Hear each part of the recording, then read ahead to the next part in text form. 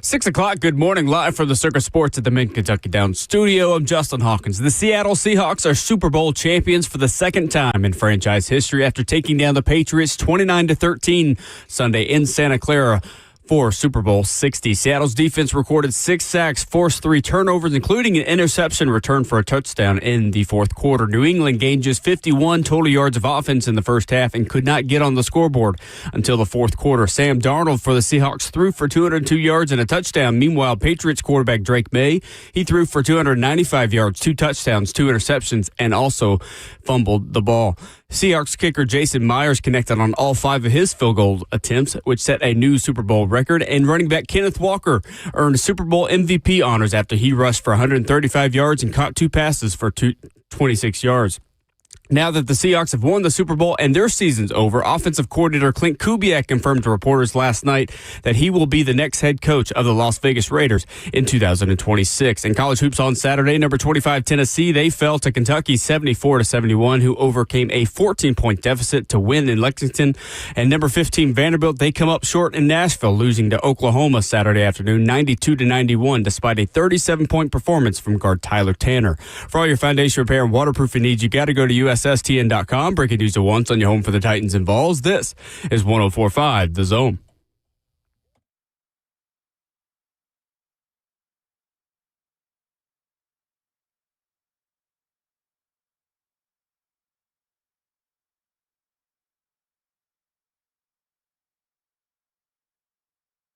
Away we go on your Monday morning edition of Ramon and Will. Good morning and welcome in.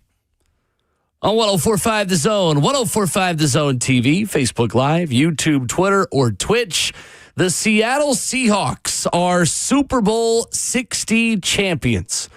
29-13 over the New England Patriots. We react to the game. We take your thoughts at 615-737-1045. And we look at how far away the Titans are from contending.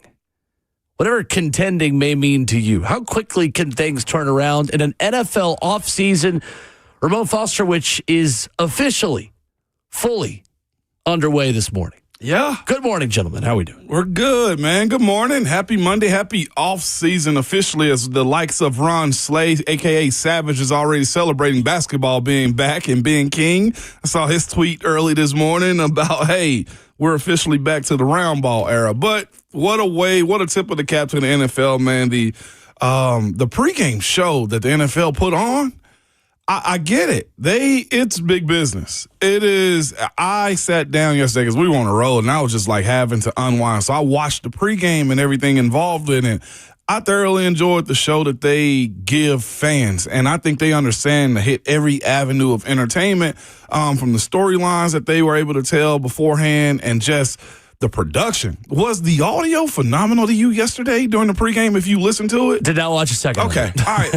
I was tripping. I was locked in on the Waste Management Open as Hideki Matsuyama was trying to hold off Chris Goddard on the final few holes and couldn't. I flipped a little bit. I flipped back and forth on that one. That crowd at the Waste Management. Phenomenal. Dog. Yeah. I get it. It's the perfect Super Bowl pregame show because it always goes to a playoff as well. 7th year of the last 11 that it's gone to a playoff. Yeah. But like I said, I was listening to the NFL pregame, and the production, the sound was like it was just coming through the television almost, man. I was actually shocked at how clear everything was because I knew there was sound behind everybody, and just listening to everybody speak beforehand, it was really good. The performances were solid, man. I think it was Green Day that performed, but beforehand, I enjoyed it. Oh, also shout out to Coco Jones, Nashville native, who sang, I think it was America the Beautiful, if I'm not mistaken. Either way. I don't watch any of it. I don't know. Coco was good. Anytime somebody from the city gives an opportunity to get a spotlight shine on them. Plus, I played football at UT with her brother. I think her dad is a former Titan, too, if this is the same Coco Jones. I remember Steve Jones telling me about it. And her dad, Mike Jones, who played for the Titans. I give myself my own ad-libs at times. But shout out to Coco, man, just from being from the city and being on the national stage just like that. Sure. Hawk, how was it for you, man? It was not the best game in the world to watch, whatever, but it was fun. It's football. Okay. And you have to enjoy every minute of it. Also, Coco Jones sang Lift Every Voice and Sing. Yeah. That's on me. Mike Jones. Yes. Yeah, I did watch the pregame. I watched a little bit of the Waste Management Open, but I watched the pregame because I was just trying to get myself ready for it. And I think the defensive side of the ball, they lived up to every minute of that game. Every minute of it, did they not? Every minute of it. See, Hawk said it wasn't the most. I loved those type of games. Especially when it's not like turnover-laden, sloppy offense. Flag this was heavy. Outstanding defense, especially in the case of Seattle. I just didn't want to see 7 straight punts from New England. 7 straight. I get that, but like I enjoyed the 8 straight. 8 straight. It was 8 straight. 8 of the 9 first half possessions. 8 of the first 9 possessions that the New England Patriots had ended with a punt. The only one that didn't was the kneel down to close the first half.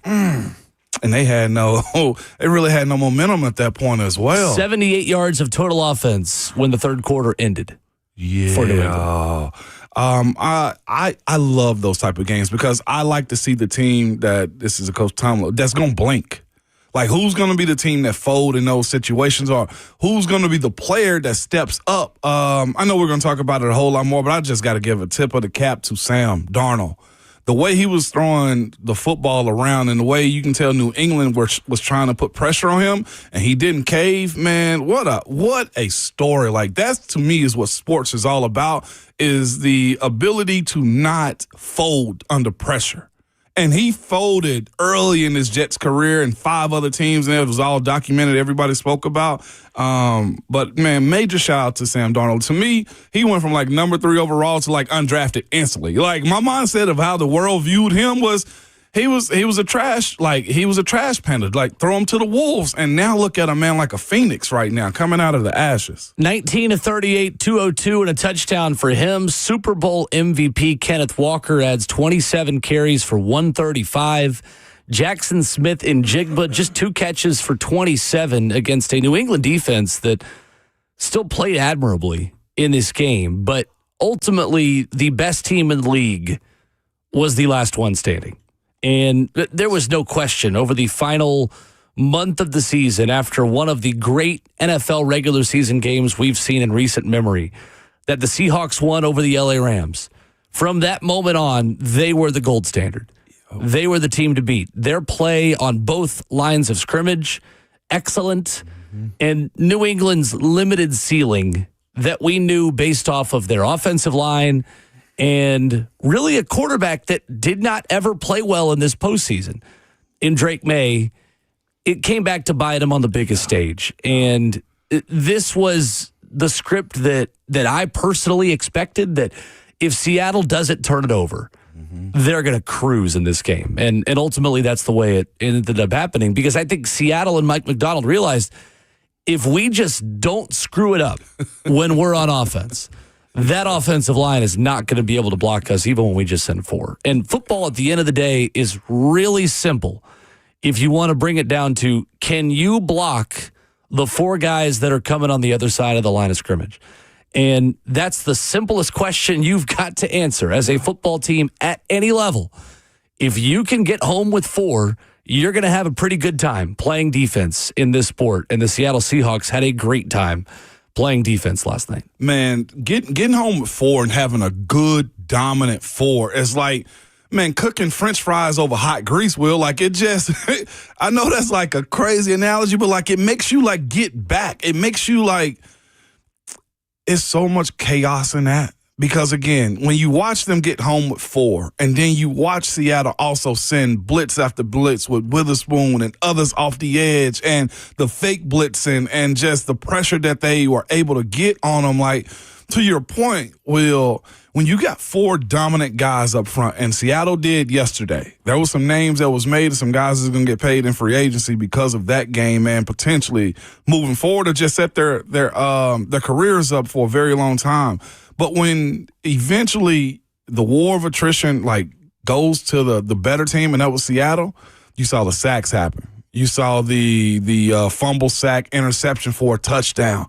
Like, that's what you're banking on again, man. And what's most fascinating is what I've learned in my time in playing in Pittsburgh. Like, when you got an elite defense, that group is going to show. And Seattle's has shown the entire year.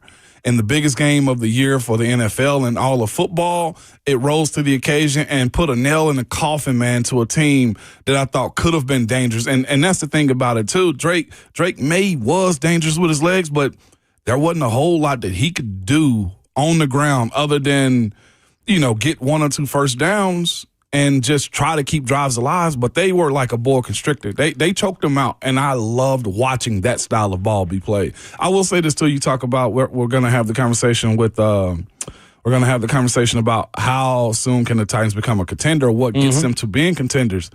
You got a coach that played directly in the division that the world champion came out of. Saw him 3 times this year. Twice in the regular season and once in the playoffs. I would bet he's pulling some of that DNA out. Not like the players per se, but what types did you guys go get to make it to the Super Bowl? Yeah, Robert Saleh will have had a very up-close look at this year's Super Bowl champions. Because when you're that good, you get people that admire what you do, even as your enemies or even as your opponents, rivals as far as that case, San Francisco and the Seahawks, but it was awesome. Live for the 104.5 The Zone Circus Sports Studio, Kentucky's largest sports book can now be found at Circus Sports at Kentucky Downs. Your thoughts on Super Bowl 60 at 615-737-1045 and how Seattle managed to have so much success against a New England offense that had one player make a little bit of history in a bad way last night. And we'll talk about that next.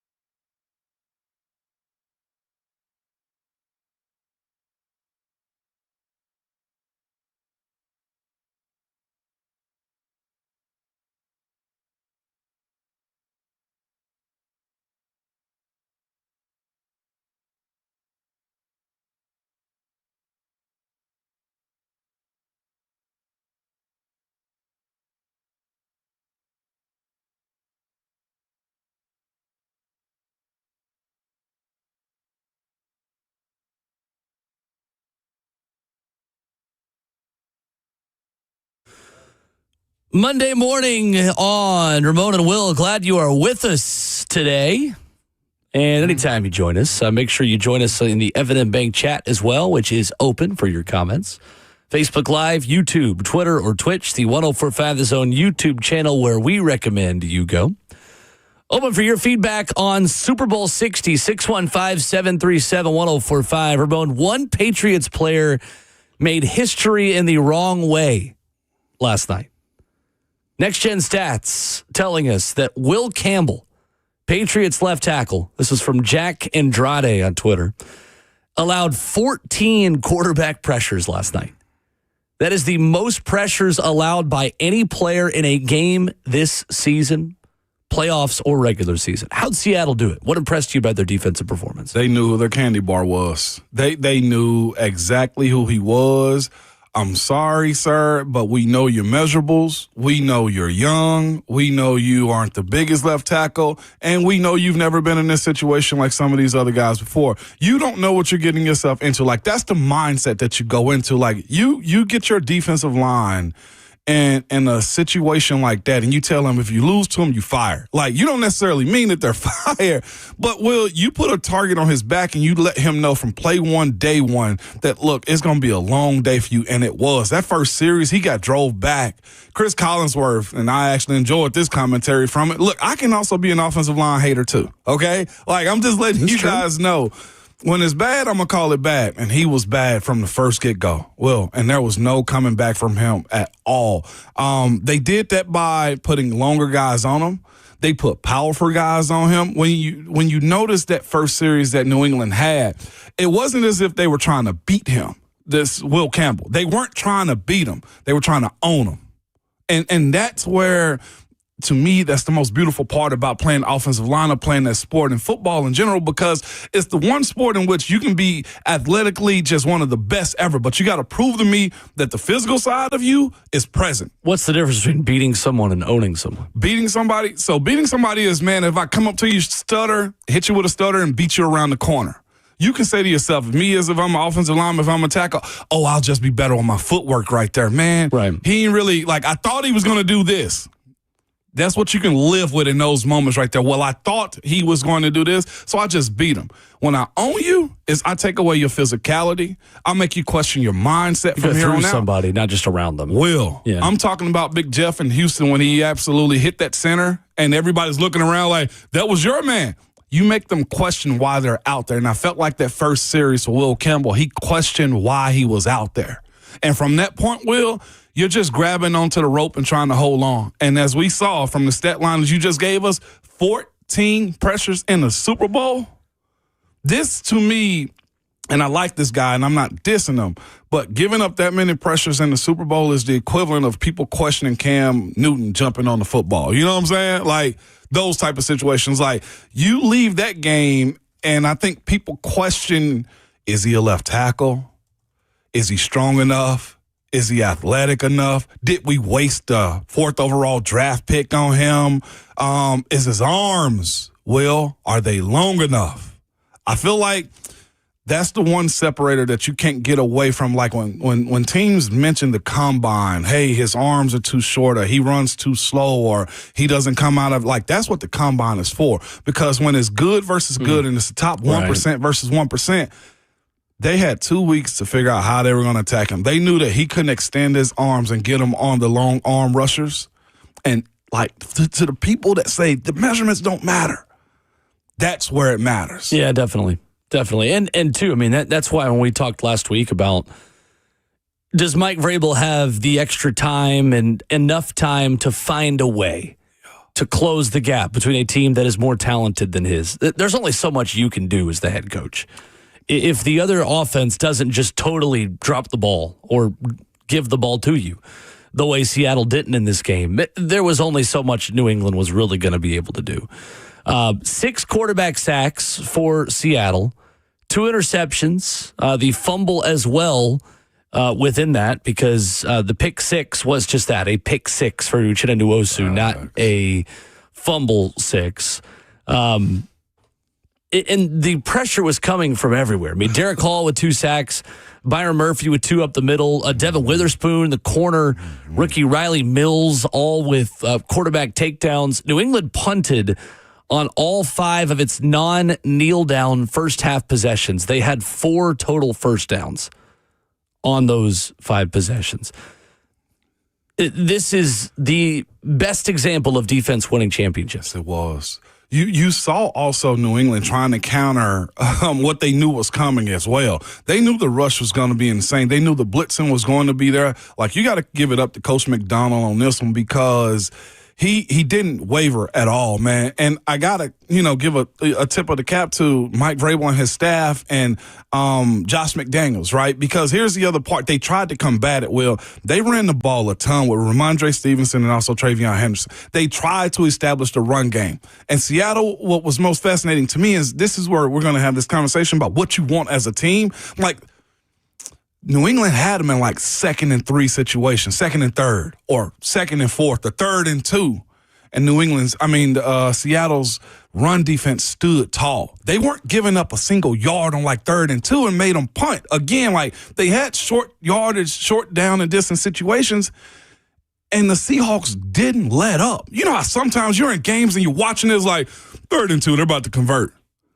That wasn't a conversation with Seattle at all. Not in this game. The Patriots running backs, to your point, had 13 carries for 42 yards in this game. They tried.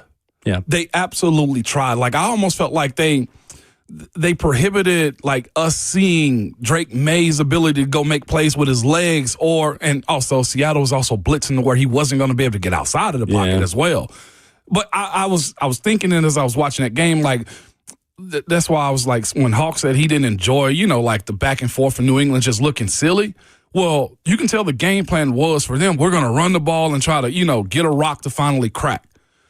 It wasn't in their future. It just was not a part of anything that Seattle was going to allow. And that, to me, is probably one of the best defenses that'll eventually get credit for what they've done. I'm talking about a 17-point average in today's NFL where teams average, 21 points a game almost. Like, if you're not getting 20, we're talking about the entire 17-game season plus playoffs, and they're not giving up any points whatsoever. Go ahead. Don't. It's not that I didn't enjoy the game. I loved that game. Okay. Because of the defensive side of the ball was fantastic. I loved watching that every single down of that game. It was just, I was expecting a lot more back and forth in the game. Yeah. And to see the Patriots have so many punts back to back to back to back was a little bit kind of on the downside of the game. Yeah. But it stands true to exactly what that Seahawks has done this whole season. And that defense is create pressure, not just on the front end, but on that back end. And it creates havoc no matter which way you look at it. Yeah, like you said, the Patriots could not get anything going on the ground, but it was just that part of it where they couldn't get a first down. Yeah. And if they could get a first down, they couldn't sustain the drive enough to get into the red zone. I think they've gotten the red zone only in the 4th quarter. Yeah. And honestly, that was the part of it for me. was siding with you. That was my over and under bet. Like, I legitimately was thinking this was going to be a back and forth. Like, I side with you there, but like, I think that was part of New England's game plan, or at least to churn the clock, in which they weren't going to be able to operate offensively as far as the Seattle offense goes. And Hawk, my point of it is like, and I'm siding with you on this one, they just couldn't do it. And it's all because of Will Campbell and Jared Wilson. That left side of the line absolutely broke down from that first drive, and it lasted the whole entire game. And I'm looking at Jared Wilson. He was almost like Sam Darnold early in his career in New York. He was seeing ghosts last night. He was. Could not get anything going. He had to do so much so that he had to lead the team in rushing. It was that bad. The big conversations, I think, for a lot of people may end up being Will Campbell on the left side. Like, Will Campbell and him at left tackle, because there's high expectation for a top 5 pick. I'm with Hawk. Jared Wilson, the 5th round draft pick out of Georgia at left guard, equally guilty. Equally guilty. I'm talking about everybody gets pushed back and there's pressure in your face. Sure. But when he turned around, forklifted. Commonly. I'm talking about 2 arms in an Amazon packing factory. Okay, moving them. And you know what got me as well, too, in watching that? When the camera panned to his face, he's a black guy, but he had this pale look on his face. Now, like, I'm trying to paint the picture. I see what you mean. he had a pale look on his face, just like blood was gone because blood was flushed from his body because there's nothing that he could do. Like, it's almost a helpless feeling. We've overpowered. I've been there too. I'm sure. I mean, we haven't. You have. We've not played at this level, so we can't relate. But I imagine that is a very helpless feeling. Well, I've been there. And all you're just hoping for is we win this game and I can just watch the tape and correct it. In the middle of it, there is nothing you can do. And I felt like that's where they were. And it was based upon, I think, them not being able to get a running game established. So it's two things I think we've watched in the run game from Seattle and the ability, to your point, to have an offensive line that moves people around. Kenneth Walker as the Super Bowl MVP was the obvious choice. I think you also could have given it to Devin Witherspoon, and I wouldn't have been upset about it. 4 pressures for him in this game from the cornerback position on only 6 pass rushes, tied for the most pressures in a game of his career. All 4 of his pressures were totally unblocked, including the one with 4:37 left in the fourth, where his pressure led to the Uchenna Nwosu pick 6, extending the lead to 29-7 at that point. Devin Witherspoon was targeted just twice on 47 coverage snaps that he had in this game. He allowed just 16 receiving yards. Yeah, it was simply good on good. Listen to him speak in the post game, and he was speaking about he and Jackson Smith and Jigba's intro into they were drafted in the first round together, and about how they work together. Like, that's also the other part as well too, man. Like, Seattle's got a lot of good young talent that's like good on good, and these type of moments when you to your point got one of the best young wide receivers in the world, you're prepared for this type of stuff. I didn't think going into this game that New England had a real threat at wide receiver. Like, Stephon Diggs is a guy, but when you got a defense that can cover him in so many different ways, or, you know what, screw it, we're going to blitz Devin Witherspoon. And he got home. And you can't find the open wide receivers. Like, it was, to me, man, watching Witherspoon, I thought he could have got the MVP with the amount of pressures and the amount of times you saw his jersey in the backfield. But it was a masterclass on disguise, trusting your personnel behind the blitzer also to get home. And that was the other part about it. You watch Devin Witherspoon, he absolutely worked Morgan Moses at right tackle that one play. Mm-hmm. I was just like, you see him, that's your guy, that's a little guy. One, I've been there as well, to where you see a small athlete that's hitting you with the stutter step, and you just say to yourself, don't whiff. And he did. Not only just that, but he whiffed and also got home. And Mike McDonald called it. It was I thought, a beautiful game plan for a team that had the deficiencies, man, and it showed in a crazy, crazy way on the biggest stage. To me, I thought the masterclass of how they set up that defense and never just let go. I don't think there was ever any slippage. Only, what was it, the Mac Hollins touchdown? Great pass, great catch. Tempo, too. Reek Woolen wasn't quite set over there at corner covering him, and just you get desperate like that, and the tempo earned them an opportunity. The Patriots defense had entered the Super Bowl not allowing a running back to gain 40 rushing yards this postseason. Kenneth Walker ran for 135 on a season-high 27 carries, 5 yards per carry, had runs of 30 and 26 yards in the second quarter, and 5 runs of 10-plus yards. What impressed you most about the Memphis, Tennessee native and Arlington High School standout who won Super Bowl MVP last night? Memphis. That's all I was hearing on my group chats last night, man. Shout out to him. Seemed super humble, seemed very unaware of the moments that he was having last night. And to me, I love this for him because when guys finally get their opportunities, you don't let go. And I felt like that's what that was for him. What impressed me about it was this. He made his offensive line look awesome. Sure did. He made them look good. He set up blocks for them, second-level blocks for him. I thought his parting shot for the touchdown, I know his center, 61, I forget his name. I know his center hate that block because, again, Robert Spillane, he okey-doked and we went left and right on him. And Jalen Sundell. Beautiful. Okay. Is the center. The setup was awesome. It's just that he yinged when he was supposed to be yanging in that situation right there. The speed impressed me. His shiftiness impressed me. His ability to make guys miss at the line of scrimmage is phenomenal. Like, I personally didn't think that offensive line was the best when it came down to just looking at all the units across the NFL, but the running backs made them look good, and the efficiency in which they ran that offense allowed them to have some grace when it came down to how productive they were. Like when they had to protect, they did. But going back to Kenneth Walker, I don't know if I've seen 4 different styles in a running back ever before. I go 3 different styles. He had speed to the edge. That's how he started off the game. All right, quick sweep outside. And then he had power up the middle. And then he also had balance and patience to make guys miss in the hole and get extra yards after. Like, he had Le'Veon Bell, he had friggin' Arian Foster in front of him, and he had, just a breakaway speed button that was going to get him a ton of money this offseason. Yeah, for real. Definitely. Paid him, man. I hadn't seen him run like that. 27 rushes for 135 yards against that defense. And I thought that New England's defense was solid coming into this Super Bowl. Especially against the run. That is an elite run defense. Yeah. Mike Vrabel defense is going to be able to stop the run.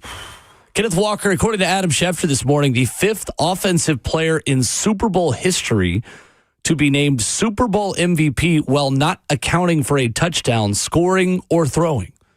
He joins Joe Namath from Super Bowl III, Fred Biletnikoff, Raiders wide receiver, Patriots wideout Deion Branch, and Patriots wide receiver Julian Edelman as the only offensive side of the ball Super Bowl MVPs without a touchdown. Chris Collinsworth made a comparison last night that I think you would have been able to relate to. Yeah. Compared Kenneth Walker to Le'Veon Bell in the patient runs that he had. What is it like blocking for someone like that who is so patient and is just waiting behind you, sometimes at a standstill, to be able to hit the hole? And did you think that was a good comparison last night? It was a perfect one. It reminded me of some of the runs that we've had with Le'Veon. This is where the defense would just get aggressive and try to go make a tackle. And the moment that they reach their hand out right, he go left. And the setup of being able to – that's the reason I like the two-step roll your hips and hands in front of me. Like, I'm a very square blocker, and I think if you look back at what Seattle did also yesterday offensively or last night, their line was more square than it was on an edge, and that allows a running back like him to set him up. And at that point, if you get the first level covered, Will, that's what you want. At that point, like, nobody's really pancaking anybody in the NFL. It just isn't real. It's the top 1%ers versus the 1%ers, okay? If I can cover you up, that's where, to your point, I will give you a whole lot of credit. You've been saying, we've had this conversation about, do you try to upgrade at the running back position? Like, you see what an upgrade can do for you with how Kenneth Walker was running, because I can block all day long, but it's on the running back to have vision, have patience, and also be very comfortable in that patience to make your offensive line right. And that was, yes, it was a one-to-one comparison watching him to what I did with Le'Veon Bell in the mid-2010s. Well, especially, too, you have to have a running performance like that when, in this game, your quarterback play was average at best. Absolutely. Sam Darnold didn't screw it up. Mm-hmm. He also didn't really go win it for them. No. Kenneth Walker went to win the game for them with the help of a defense that set the tone. Mm-hmm. And the next gen stats tell us that Darnold was pressured on 41% of his dropbacks. He was negative 9% in completion percentage over expected. He missed 2 walk-in touchdowns. Especially the early one in the game to Jackson Smith and Jigba on the second drive of the game. And it was not the designed route. Mm-mm. It was a scramble drill kind of play. You give him a little bit of grace on that, but between that and the Rashid Shaheed one-on-one with Carlton Davis on the one of the final drives for Seattle that he just barely missed, the plays were there to be made, and Sam Darnold didn't make them, and yet still we're talking about a blowout win for Seattle. This was the defense that just needed you to not screw it up. Not screw it up.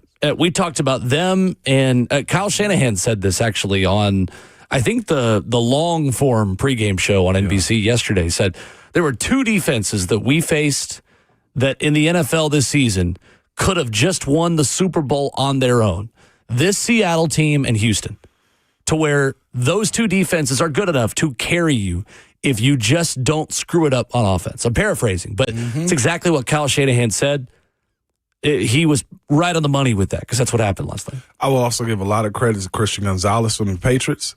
He has some amazing breakups, I thought, over, what Sam Darnold having guys right there wide open, too. It took away Smith and Jigba pretty successfully. I mean, did really good against him. You bring up a point I think is very valid that we got to have moving forward, too, maybe we'll speak about it after the break. Let's do it. But you brought up a very valid point. Plus your phone calls, 615-737-1045 as we wrap up hour one next.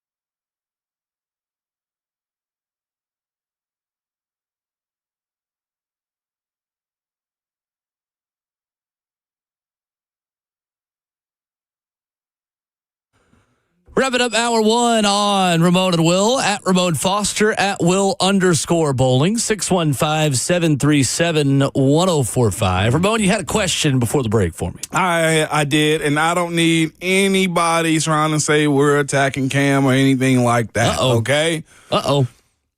Just be cool is what I'm going to ask you to do in these situations right here, because you brought up when we were talking on the break, it's like it depends on how your team is built up and what you're asking your quarterback to do. Sam Darnold didn't mess it up last night. And when you're looking for your quarterback to answer the call, the way I think New England was dependent upon Drake May to do it, he wasn't ready to just yet. So when you have, and you brought this up, and we're going to speak about how you build a team up, when you got a real good defense, by the way, shout out to the kicker, Jason Myers from Seattle. Did his job. So did Michael Dixon, the punter. 17 points, special teams unit. They could have easily gave the Super Bowl to them, okay? But here's my point. Quarterbacks get a lot of praise, and they're the stars and the leaders of the franchises. But you can also play your role as a quarterback and not mess it up when it comes down to winning the big game. Taking the passes that you're supposed to make, the passes that you're expected to make, but also protect the ball when you know it's not your show. I didn't think, to your point too, I didn't think it was Sam Darnold's show yesterday. The defense held his own. The special teams did everything you needed them to, and the running backs and everybody else involved in getting that run game going, handle it. You said, Kyle Shanahan said he felt like it was two teams that could have won the Super Bowl defensively by themselves. Just based off defense, yeah. Houston and Seattle. My point of it is this. When you look back, and yes, he was without Nico Collins, C.J. Stroud was. But when you look at how C.J. Stroud folded in moments in which you just needed him to take care of the ball, don't just toss it up in the air, run out of bounds when you need to, or dirt it when you have to. Yeah.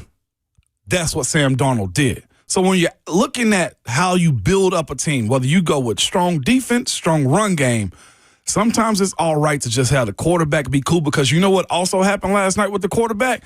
He still got up on the big stage. They're not going to neglect you. If you're asking Cam to be special, cool. But there may be a time in which he just needs to step back, and just let everybody else cook. That's been my contingency on watching the growth of him, because here's the thing that you want. You got to know, like for a franchise quarterback, like it does come down to, how do you manage this team? How do you manage yourself? How do you manage the offense when it's just you? You know, Sam didn't mess it up, and sometimes that's what you're asking a quarterback to do. Like Patrick, he's special. He gonna cook. But in that era in which they were winning Super Bowls, I don't know if the defense was as strong, or the special teams, or no, the run game was as strong as you needed to be. That's been their biggest thing, is them searching for a running back, and Patrick answers the call. Yeah, it's a second straight season for me that a game management quarterback who was a part of the team and not the face of the team led the Super Bowl winners to the Lombardi Trophy. Facts. Jalen Hurts is obviously an MVP quarterback. At times, he has been a special talent that can lead the way and be the star of the show. He was not the star of that Philadelphia team last season, the same way Sam Darnold is not the star of this Seattle team. Sometimes you have a good enough team where you can just not screw it up, and you get a Super Bowl ring at the end of the day as a reward for it. I do think, though, that the script had to be flipped in one major way in order for that to happen for Seattle. This was a Seahawks team that was turnover prone all season. They had 28 turnovers in the regular season. That was second most of the NFL, only behind Sam's old team, the Minnesota Vikings.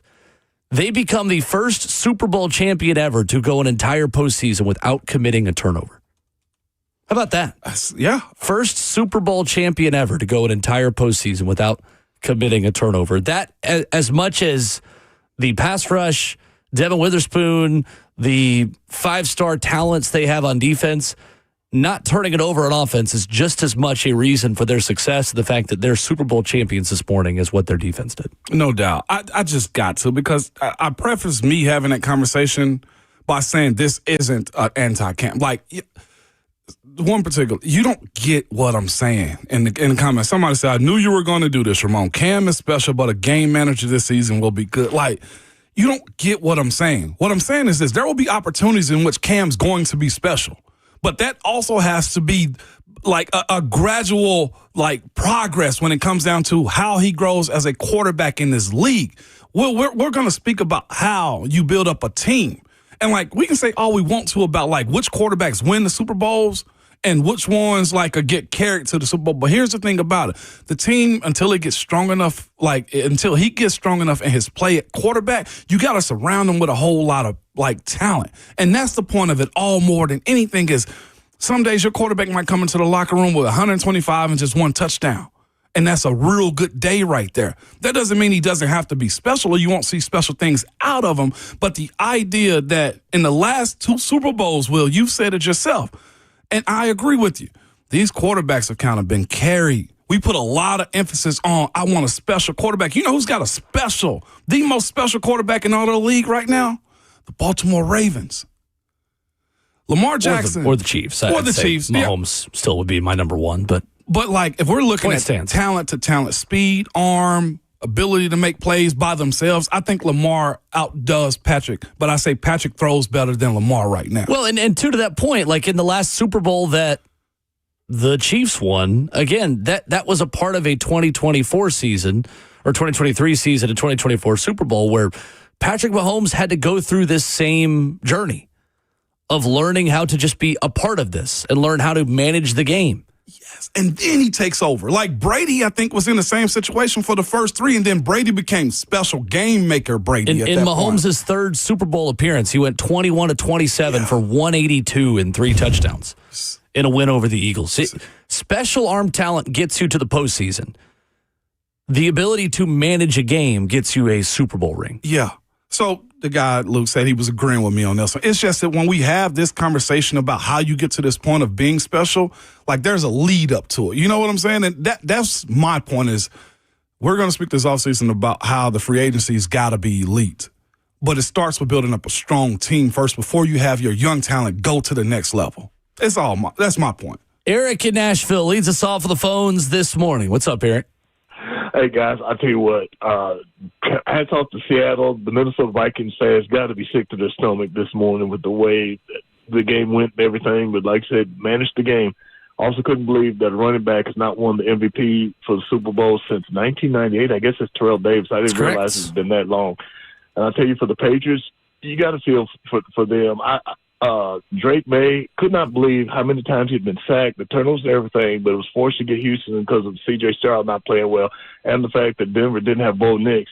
And everybody said, this is the start of another dynasty for the Patriots. And I would say not so fast, guys. First of all, the schedule next year is going to be a lot tougher. And all these other quarterbacks are not going anywhere. People forget, when Tom Brady played, it was just mainly Peyton Manning and Ben Roethlisberger. That's who we pretty much had to compete with because those are the 3 quarterbacks that made the Super Bowl during that tenure. So for people to say, the Patriots are going to do this again like before, I said, I just don't buy it. Not with the quarterbacks. You still got to deal with an AFC, so we'll see what happens. But hopefully Drake May won't become like Marino and Joe Burrow, who went his second year but so far still not got back. Maybe he will, maybe he won't, but we'll see. Guys, I'll get off. Y'all take care, and we'll talk to you again soon. No Appreciate the call. You're not going to find anybody around here who feels sorry for the Patriots. I don't think so. Yeah, Eric, the Savage just said, you ain't even come in with the laugh this morning, man. You usually get my morning going. Now I gotta wait on somebody else to come in with it. E, come on, dog. What can rebuilding teams learn from Seattle's roster build and pathway to success? We'll lead off hour 2 with that coming up next.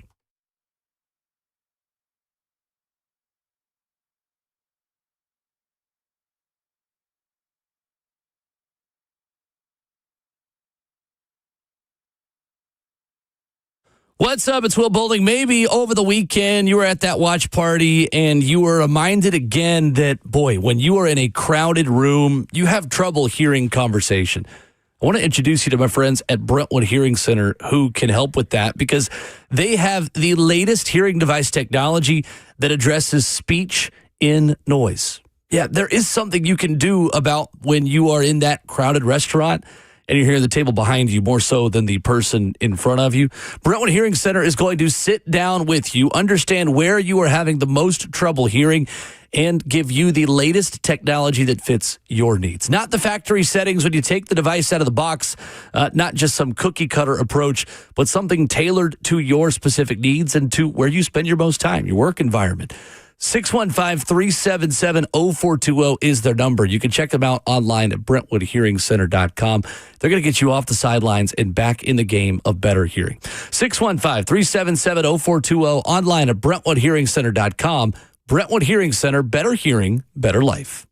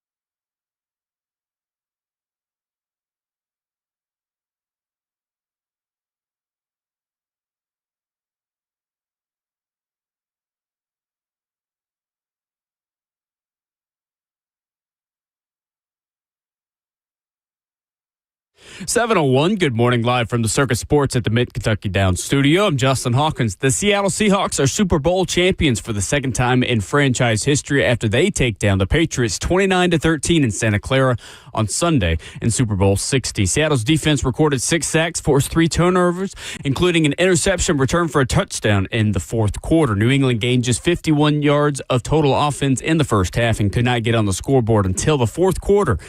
Seahawks quarterback Sam Darnold threw for 202 yards and a touchdown. Meanwhile, Patriots quarterback Drake May threw for 295 yards, 2 touchdowns, 2 interceptions, and also lost a fumble. Seahawks kicker Jason Myers connected on all 5 of his field goals, which set a new Super Bowl record, and running back Kenneth Walker earns Super Bowl MVP honors after he rushed for 135 yards on the ground and caught 2 passes for 26 yards. Now that the Seahawks have won the Super Bowl and their season's over, offensive coordinator Clint Kubiak confirmed to reporters last night that he will be the next head coach of the Las Vegas Raiders in 2026. In college hoops on Saturday, number 25 Tennessee, they fell to Kentucky 74-71, who overcame a 14-point deficit to win in Lexington. And number 15 Vanderbilt on Saturday afternoon, they come up short in Nashville, losing to Oklahoma 92-91, despite a 37-point performance from guard Tyler Tanner. For all your foundation repair and waterproofing needs, you got to go to USSTN.com. Breaking news at once on your home for the Titans and Vols. This is 104.5 The Zone.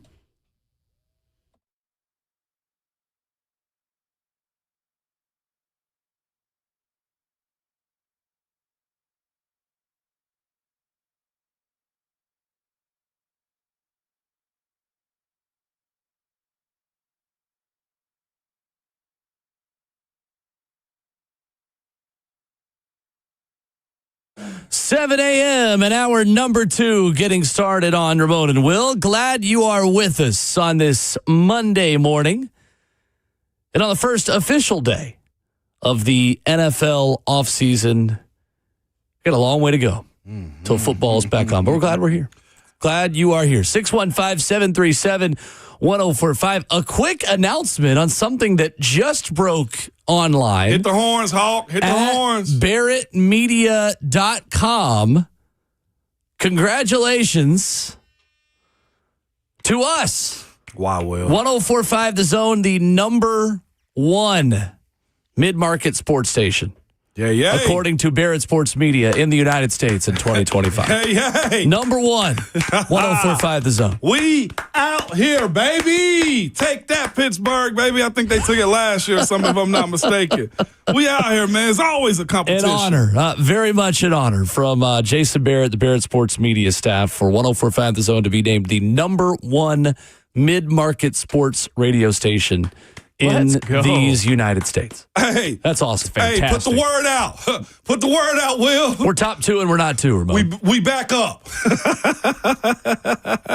Fantastic. Hey, get Stringer Bell on the call, man. Hey, put the word out, man. I want you to put the word out there.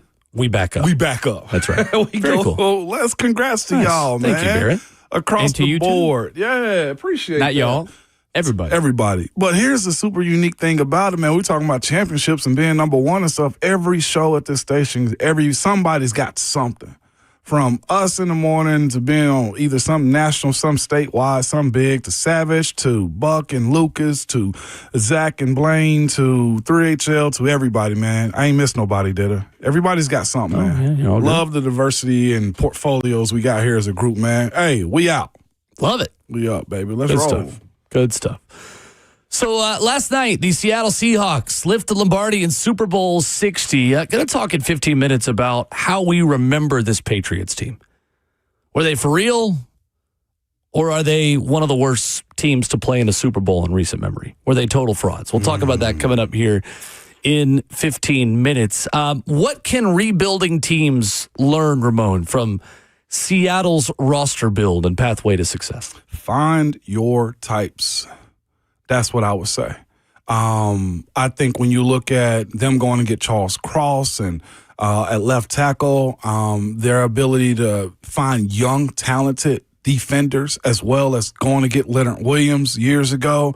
They went and got Byron Murphy. they were strategically piecing parts together and made where they had deficiencies strong. Like they traded for Ernest Jones last year sometimes. You say to yourself, why would you do that? Well, he fits their type. He's what Mike McDonald wanted. Okay, well, you have him and you think he's a strong enough starter up the middle. I think they had injuries at linebacker, so they go out and get Drake, what is his name? Drake Thomas, who played I couldn't tell you, Will, a lot about Drake Thomas other than the fact that he's good for their system. Other than he, with the name Drake, performed a lot better at the Super Bowl than another guy named Drake did in 2025 when Kendrick Lamar did the halftime show.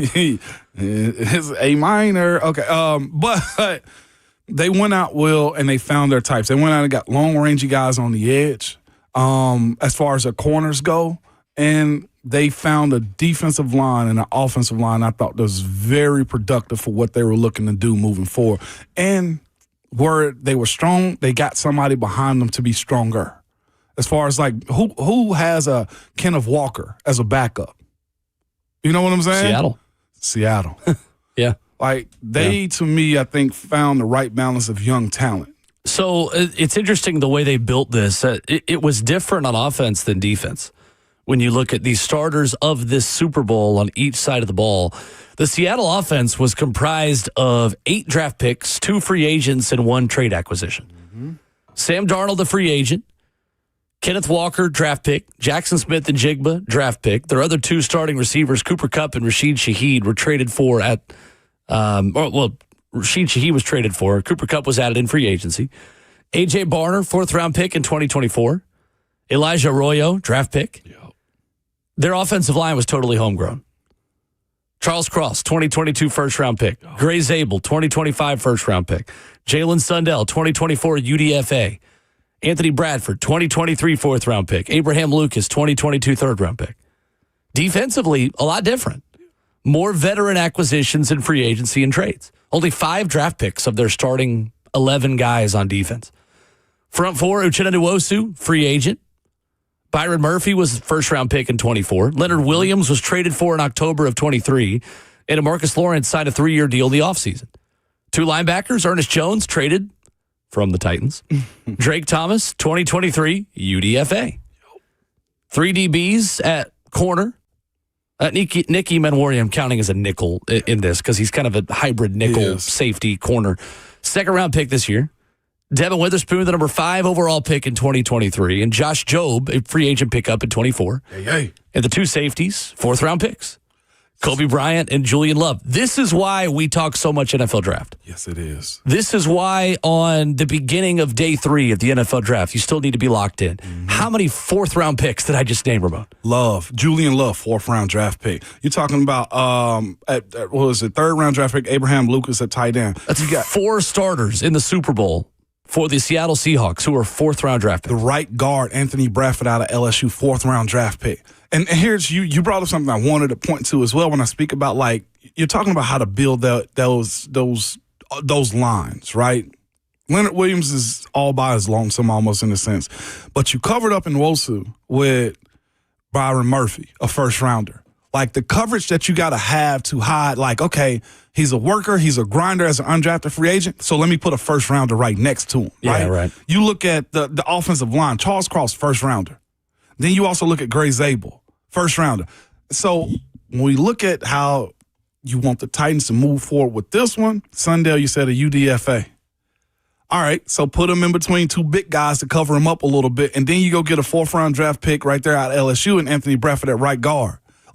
Watching how it's built up, man, is super unique with give me 3 high pedigree guys and give me some serviceable players who are tough and gritty up the middle. And that's what Seattle did. I always say when you're trying to build a championship offensive line, what's the number I've told you over and over again? You need 3.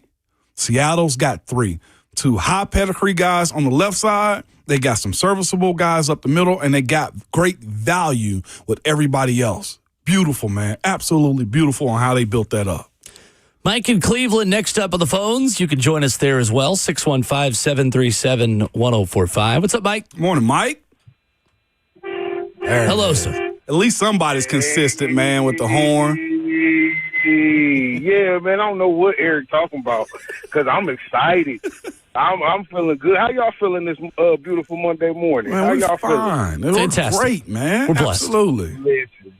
Listen, man. The sun is shining. It ain't no snow in the forecast for the next 2 days. The roads is plowed. And y'all know what else? What? The Patriots lost last night. Hey, My gosh. Oh, my gosh. The Patriots lost last night, man.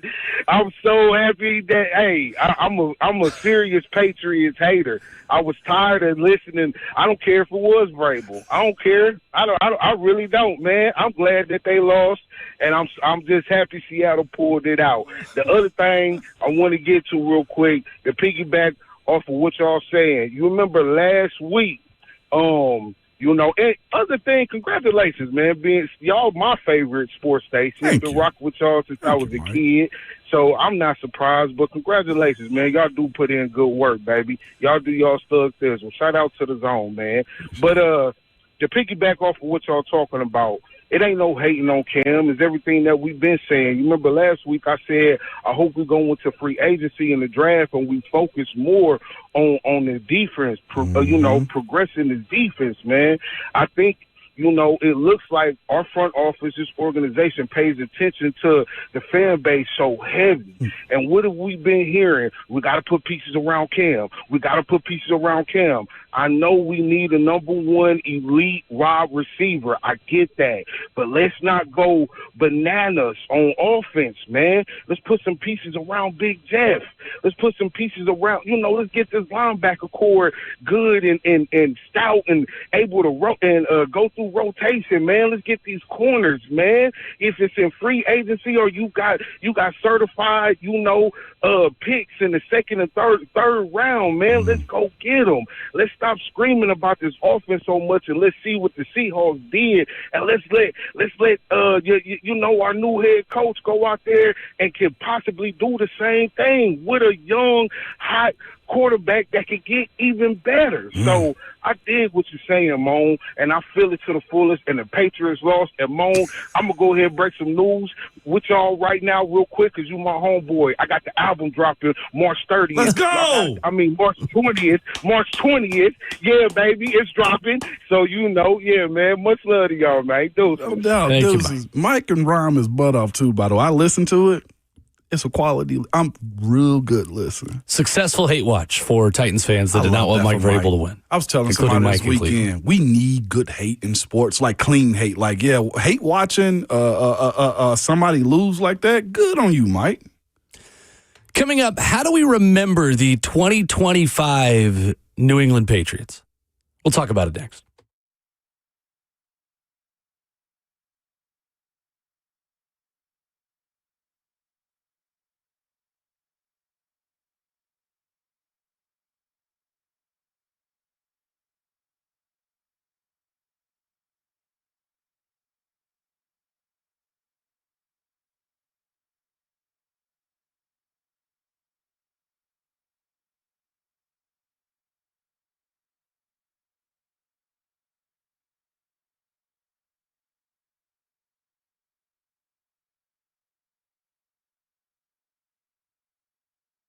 Guys, man, why not go over the top this Valentine's? Like, you can really make a statement with something that is so personal and so romantic and so meaningful. I'm talking about something amazing from Genesis Diamonds, something that she can keep for years and years, not just throw away. Flowers are cool. I enjoy giving flowers, man. I'm sure you do too. But nothing is more timeless than a dazzling bracelet, pair of diamond earrings, a colored gemstone pendant, as well. And at Genesis, they have put together a special selection of thoughtful, affordable gifts for this Valentine's, including all new creations from their exclusive designers. I'm getting choked up. Just talked about it. Let me clear my throat real quick so I can tell y'all what they got, all right? Truly unique pieces that she will go crazy of. And they also have the ultimate value package as well, man, where they have this new half-price vault, a special section of exquisite jewelry, and an incredible 50% off. Yes, that's half for you math people out there, okay? Genesis has amazing jewelry starting at just $499. I'm talking about diamond studs, bangles, bracelets, even engagement and wedding rings that she'll never see anywhere else. So this Valentine's, let the non-commissioned experts at Genesis show you how to say, listen to me, I love you louder than ever with a classic, elegant gift that goes beyond ordinary. It's at Genesis Diamonds and luxury pre-owned Rolex watches as well. What's going on? It's Will Boulding. When plumbing issues come in all forms, like drips, clogs, and no hot water when you need it most, you need to get the very best players on your team. You need Lee Company to come out there and make sure everything's working the way it's supposed to. No matter the plumbing issue in your home, Lee Company is available 24/7 to get the job done right. Lee Company's award-winning team has you covered, from the kitchen sink to the water heater and everything in between. That's what I love about working with Lee Company. You give them the to-do list and poof, the issues are gone. And when they say they're available 24/7, they mean it. Contact Lee Company and schedule online at leecompany.com. That's leecompany.com for professional plumbing service for the folks with over 80 years of experience serving Middle Tennessee. leecompany.com. That's Lee Company. All you need.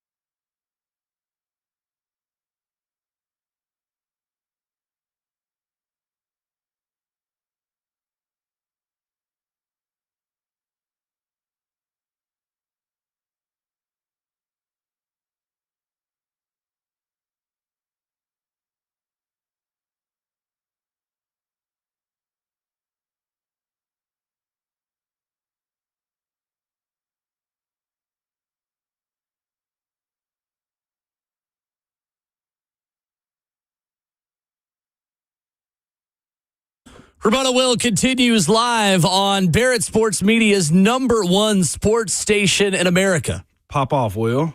For mid-markets. Appreciate the listeners helping us earn the top spot, as announced 20 minutes ago. We out here. 615-737-1045. Open to your reaction because you all are the #1 listeners in America. Because you're listening to the sounds of our voice right now. So give yourself a round of applause as well. Yes, sir. Give yourself a pat on the back because you guys put us on the spot, not us. Yes. We are simply the vessels, but this is your station, not just our station. Absolutely, man. That is awesome right there. We appreciate everybody that listens to it, man. Everybody likes a little praise here and there, and this is one for all of us that either consume it, work here, and might even hate listen as well. No matter what, we're #1. If you're listening to the sounds of our voices right now, we thank you. We thank you. Thank you. Seriously. Going to talk about how we remember these Patriots. A team with certainly a complicated legacy. Let's go to the phones, though, first. Tyler in McMinnville wants to talk about Mike Vrabel. What's up, Tyler? What's up, Tyler? Good morning. Hey, guys. Good morning. Congratulations on #1 station. You guys deserve it. Thank you. Thank you. Thank you. And if I want level-headed analysis, I always go to you guys in the morning. No, I don't want to get rage-baited. Appreciate that, Tyler. Thank you. But I was sitting there watching the game like, I'm so glad Vrabel didn't pull this off. I'm so glad. And I was thinking the Titans, we actually played the Seahawks better than the Patriots did, especially in some facets. I thought, at least, but that's what I took away from it. Yeah. Yeah, you hate watched. For the new season. You hate watched on the Patriot side is what you're telling us, Tyler? A little bit. A little bit. But I was thinking we played the Seahawks better than these guys did last night. But Gotcha. Well, we about to talk a little bit more about it. Maybe you'll like what we'll have to say about New England, Tyler. Thank you, Tyler. Appreciate the call.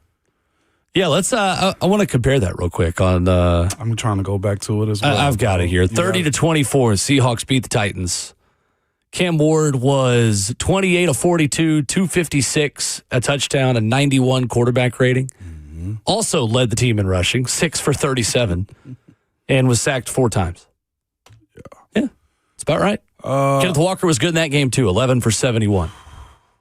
Yeah, he's dynamic, man. I will say this. I'll add this component to it.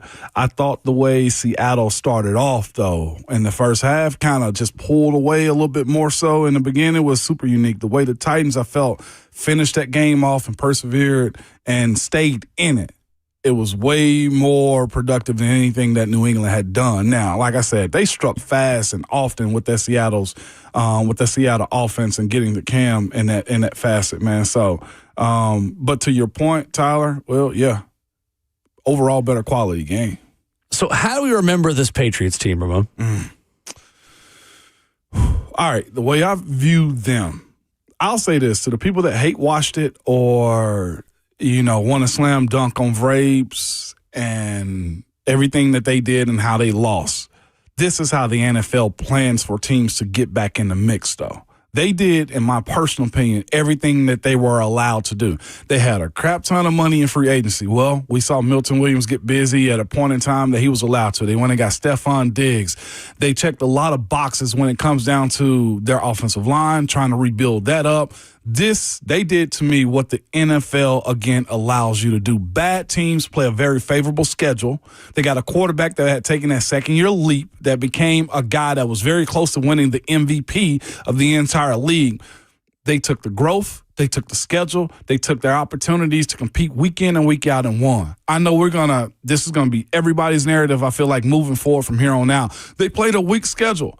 That's what the league allows. This is what happens to teams that take advantage of what the NFL says. You're bad, so we're going to put you with a bunch of bad people. And they won all of those games. What I will say as well, you can't minimize their growth and ability to show that they had gotten better throughout the duration of this season.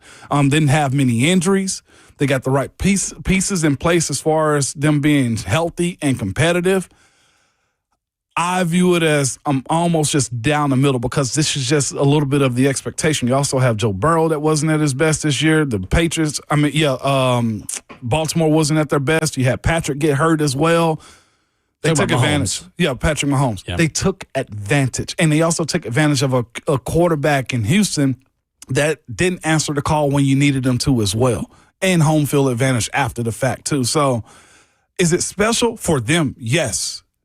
But what the NFL allows them to do is right down the middle to me. 615-737-1045 and open for your feedback here. They went from 4-13 last year to 17-3 this year, including the playoffs, and ultimately 17-4. Mm-hmm. Largest year-over-year wins increase in NFL history, surpassing the 98-99 Rams, who won the Super Bowl, as we know. Here are the facts, though. And CBSSports.com and a good piece there before the game, I thought laid this out really well. This was not just any old easy schedule. This was the easiest schedule in a millennium. Is it really? The Patriots' opponents were 113 and 176 this season. That is tied for the third easiest schedule by any team in the last 50 seasons. This was more than just what the NFL allows you, to me. This was a perfect storm of water slide. A water slide that they slid all the way to a Super Bowl. The 99 Rams still have the easiest strength of schedule in the last 50 seasons with an opponent winning percentage of 363. The 79 Bucks are second at 379. The 2025 Patriots tie the 99 Jags, which you'll remember is the team that the Titans owned, with a 391 opponent winning percentage. So how do we get here? Well, 6 games against divisional opponents. Bills, Dolphins, and Jets. Obviously, we know the Dolphins weren't great. The Jets stunk out loud, and the Bills were solid. 4 games versus a division in the same conference on a 3-year rotating cycle. The Patriots played the AFC North. Steelers, Ravens, Bengals, Browns, a down year for the AFC North. Made their schedule a lot easier. Then they played the traditional doormat in the NFC, the NFC South. Tampa was down. Carolina was okay. Atlanta didn't meet expectations, and New Orleans met expectations late in the season, but the totality of it was not super impressive. 2 games against teams in the same conference based on last year's standings, the Titans and the Raiders. 2 teams that will be picking in the top 4. And the Raiders with the team who has the number 1 overall pick. And then the 17th game against the opposite conference based off of last year's standings, that was the New York Giants, who also earned a top 5 pick. The Patriots played 11 games against teams who aren't returning their head coach. That is tied for the most by any team in NFL history. They tied the 1925 Frankfurt Yellow Jackets for the team that played the most then fired head coaches. 1945? 25. Even worse. Yeah, that's 101 years ago if you are not counting at home. I'll go into more even on how their playoff pathway was even easier and how that's unprecedented. You want me to go ahead and do it now? Well, listen to me, because, again, like, you got to give the whole story, because here's the thing. Yeah. There's going to be a lot of pressure applied to coaches, to teams, to say, well, Vrabel did it. Well, New England did it. Yeah, look at why they did it. They're back, right. But there's also the reality of next year. You got a bunch of first place teams that you got to play. Like, the adjustment parity is what we're looking for in the NFL. Is going to be added. But to me, I've always had a problem with this. And here's the other part of it as well.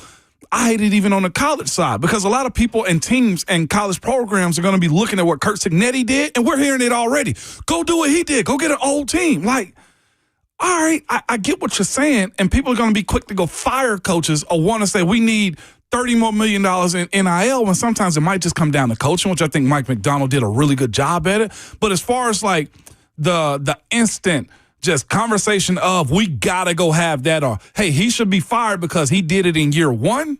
Well, you're giving a baseline and more context to say it's more than just him winning games. This is favorable. Favorable. Like, you're not in a situation in which every team falls into this. The Titans have a 4th place schedule this year.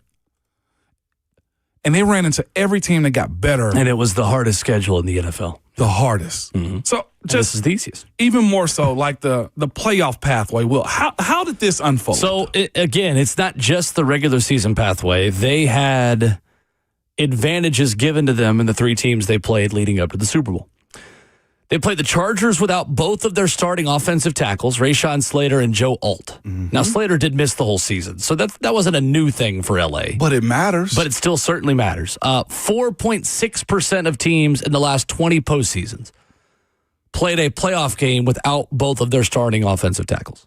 The Chargers are one of them. Don't happen. I'll take it one step further. And this is from Douglas Clawson, by the way, at CBSSports.com. They played the Texans without Nico Collins. 2.5% of teams, Ramon, have played a playoff game since 1970 without their leading receiver. Houston's second leading receiver, by the way, was Dalton Schultz, who also left that game early. Sure did. So you played L.A. without both their starting tackles. You played the Texans without wide receivers 1 and 2. They played the Broncos without Bo Nix. Jarrett Stidham became the 7th quarterback to make his first start of the season in the playoffs. That amounts to 0.6% of playoff games since 1950 when quarterback starts were first tracked. So you played a team that 4.5% of the time, teams don't have both their starting tackles. One of them was the Chargers against the Patriots. 2.5% of the time, the team you play in the playoffs doesn't have their starting number 1 receiver. They played that team. And then 0.6% of the time, you don't have your starting quarterback. No doubt. And they played that team too. All of that to say, the New England Patriots, to me, will be remembered as a good team. They will not, for me, be remembered as a great team. Mike Vrabel deserves a lot of credit for getting a solid team and roster to the postseason. The requirement to do that was outstanding quarterback play and creating turnovers. They created turnovers in 3 of these games. Yeah. They never had solid quarterback play in any of them. True Media tells us that Drake May, of quarterbacks who started at least 3 postseason games since 2000, had the worst total EPA since 2000. Wow. For an NFL quarterback with 3 postseason starts. 65 for 114, 773 yards, 6 touchdowns, and 4 interceptions. The burden of proof, the standard that Drake May had to reach in order to carry that team to a Super Bowl was just too high at the end of the day, even with all of those things that bounced in their favor. And just to reiterate what you just said, too, we're not minimizing anything that New England did this year. They were a good team. If anything, it actually is a better coaching job by Vrabel getting them to this point because that's not a great roster on paper. No. I still don't believe. I think last night validated the fact that that's not a great team. I'll say this way. It's not a great roster. Right. It's a really good team. If 2 things can be true. Very much so. I think their secondary has elite components to it. The defensive line is very good as well. I think there's probably 1 or 2 upgrades they'll probably say they want. I think Robert Spillane is a damn good inside linebacker. But what I would add, I think you need one more dynamic guy on how you're piecing it together. Like, I know we're looking at Keyshawn Butte and what he did, Stephon Diggs, who's an older wide receiver at this point, too, who are minimized in a major, major way. And you still say to yourself, well, you need another wide receiver. There is a star wide receiver that should be added to that when you look at the offensive line. Brother, there needs to be strong consideration. I'm going to sound like a hater when I say this, but I don't care. Do you move Will Campbell in? Because now moving forward, to guard, yes. Yeah. Now moving forward, Will, that's going to be his calling card. We're good to talk about like his ability to do post-game interviews? Yeah, of course. He declined doing a post-game interview in the locker room last night. I'll find the exact tweet from Ben Volen of the Boston Globe, who said that he was asked repeatedly to do post-game interviews and declined. He declined repeatedly. I'm strong on facing your good and your bad when you're asked to. That's your job. As I always use the Mad Men Don Draper. That's what the money's for. Your pride and how you go about playing this game and holding a responsibility card to your face, I don't like that from Will Campbell. In that moment, you got to face the music. You, sir, were a huge part, and on top of your other teammates as well, on how that game unfolded with so much negativity. Own it. Move forward. That lets me know you built for this. I'm not saying that Will Campbell isn't. I'm not fully blaming him as well, but we're looking at how you move forward as far as New England to try to rebuild that team up. He may be a better guard than he is a tackle. This is also the same tackle, by the way, who, when he was drafted number 4 overall, told ESPN, I will fight and die to protect Drake May. Said, I'm going to fight and die to protect him with everything I got. And then he also said, too, if you don't block well, you work at Amazon. Sir, go get some boxes. Like, I'm saying this as a former vet in this league to a young guy that need to learn how to operate in this league moving forward. One, you don't say those types of things. This ain't college. I'm sorry, I love the SEC and what LSU has put out as far as pros, but you don't say this. This is a grown man's league. This is a business now. People got families on. DeMarcus Lawrence is chomping at the bit for that clip right there. And he became the candy bar that everybody took a bite out of as well. But to get to the point of the job that Vrabel and the Patriots did, that's a great momentum builder for what they are as a team and how he was able to coach them. But to your point on how you get there as far as to the Super Bowl and playing in a big game, I will always tell y'all, luck has to be on your side. Scheduling. And it was this year. Like legitimately. Injury luck. Look back also at the Music City Miracle. Like, that's a luck play. The way the St. Louis Rams won that game, the longest yard, like, that's a luck play, right? Like, you look at all these scenarios on how teams win. You got to have a lot of good health, good fortune, and luck. And that's why, like, I think we're so rabid as a fan base about the NFL. It's because you see other teams and you think it's easy. Like, I don't think Seattle had a major injury up until late. And when you look at, like, even Jackson Smith and Jigba, he went out and came back in and immediately made plays in the Super Bowl himself. And then to mix all of that up, Will, into how you build up a team and how they went about getting to that point, they went to a quarterback that had previously been on 5 teams and watched him also be in the NFC with Minnesota and said, we're willing to give that man $100 million or $33 million per year, whatever he's getting right now, to be your quarterback, and they protected him. Like, there's a lot that goes into it. Also hoping that Sam Darnold don't mess it up, because that was the biggest conversation I thought that was going into it, is which quarterback is going to step up or who's going to mess up. Yeah. And it was Drake May in the end with the his offensive line also gave it up as well in that moment. Yeah, to me, it is a good New England team who certainly proved that their coach still has it. And Mike Vrabel's ability to get the most out of what he's given is still his biggest strength, and it is commendable. Mm-hmm. But they had a limited ceiling, and there was a clear divide between who the better team was on that field last night. And going into the game, we talked about it all the last 2 weeks. The Seahawks were the better team and roster. Now, the better team doesn't always win. We're going to talk about Tennessee and Kentucky in 20 minutes. That's true on that. The better team doesn't always win. And you get credit for not giving it away. Last night, the Patriots weren't the better team, and they also gave it away. Yeah. And they couldn't go take the ball back defensively to make up for their mistakes on offense the way they did against Houston. Yeah. The way they did against the Chargers when their offense wasn't good.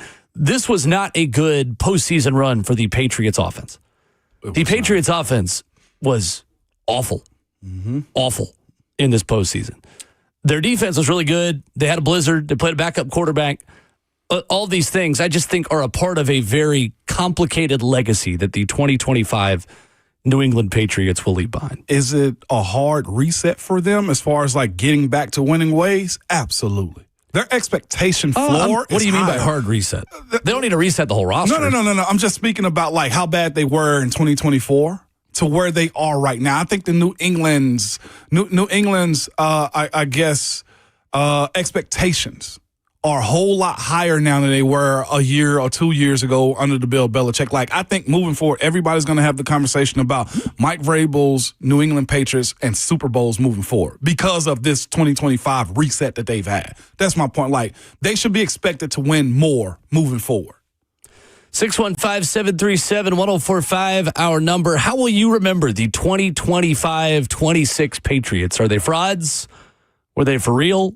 We'll get more of your reaction on that. Plus, a new crown that's got to be given out in the Thursday 3 after this.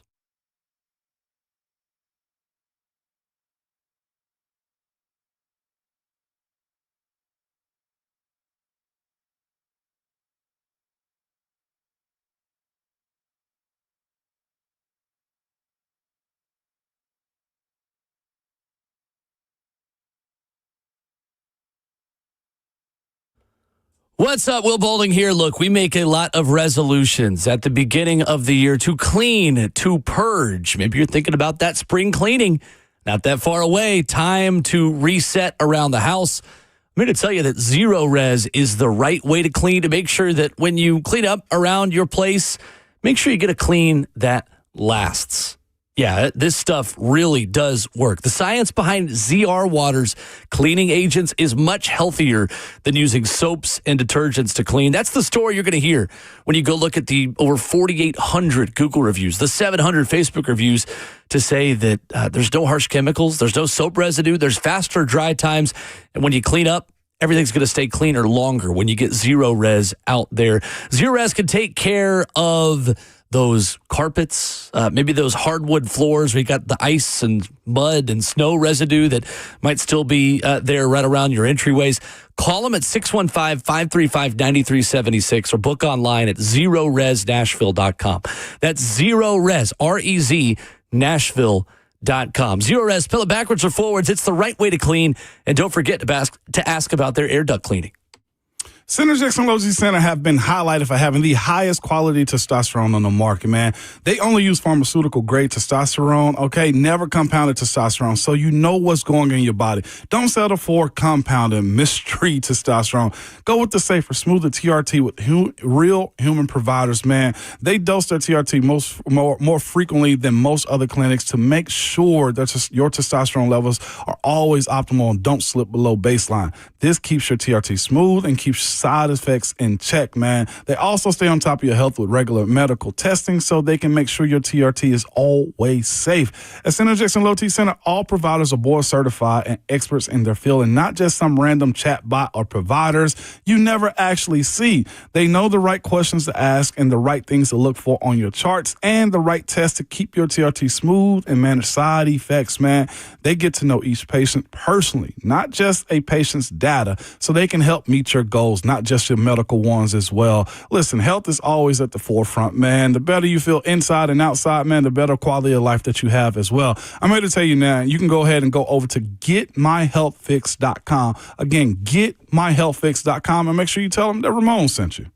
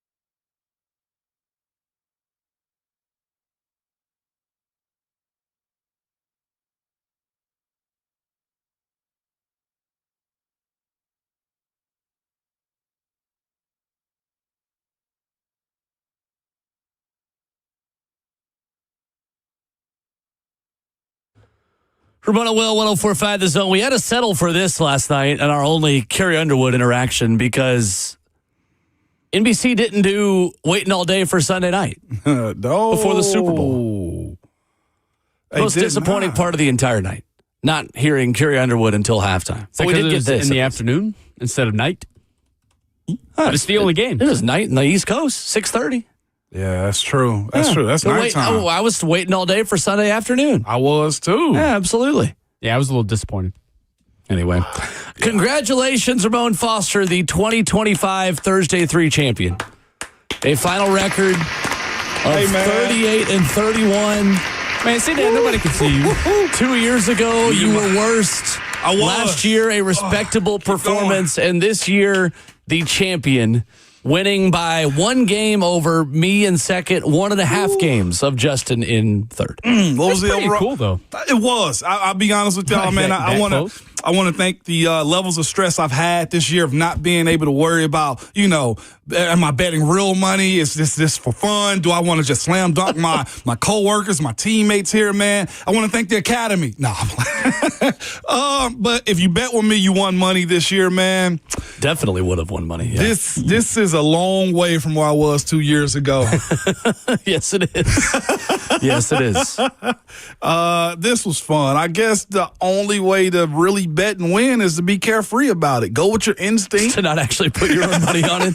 Exactly. Because you did not bet a cent of this. Neither did I. Not a single We cent. both were well over 500. We didn't even have like a loser's penalty for losing this year as well, too. I think that play a part. Bet free, I guess. Bet based off of the Gatorade color, I got the tiebreaker over Justin. They showed it early. Since it was yellow. So Jayhawk's in third place? Yeah, Justin got last. Man, I was in first for so long, too. I was 22 Sam Darnold passing yards away from winning, going worst to first and on the Super Bowl. There we go. And going 3-0, but look at my dog. alas, we settled for second. And you go ahead. Kayshawn Booty had 1 catch for 21 yards in the first quarter. I was loving it, and then he just, got locked up.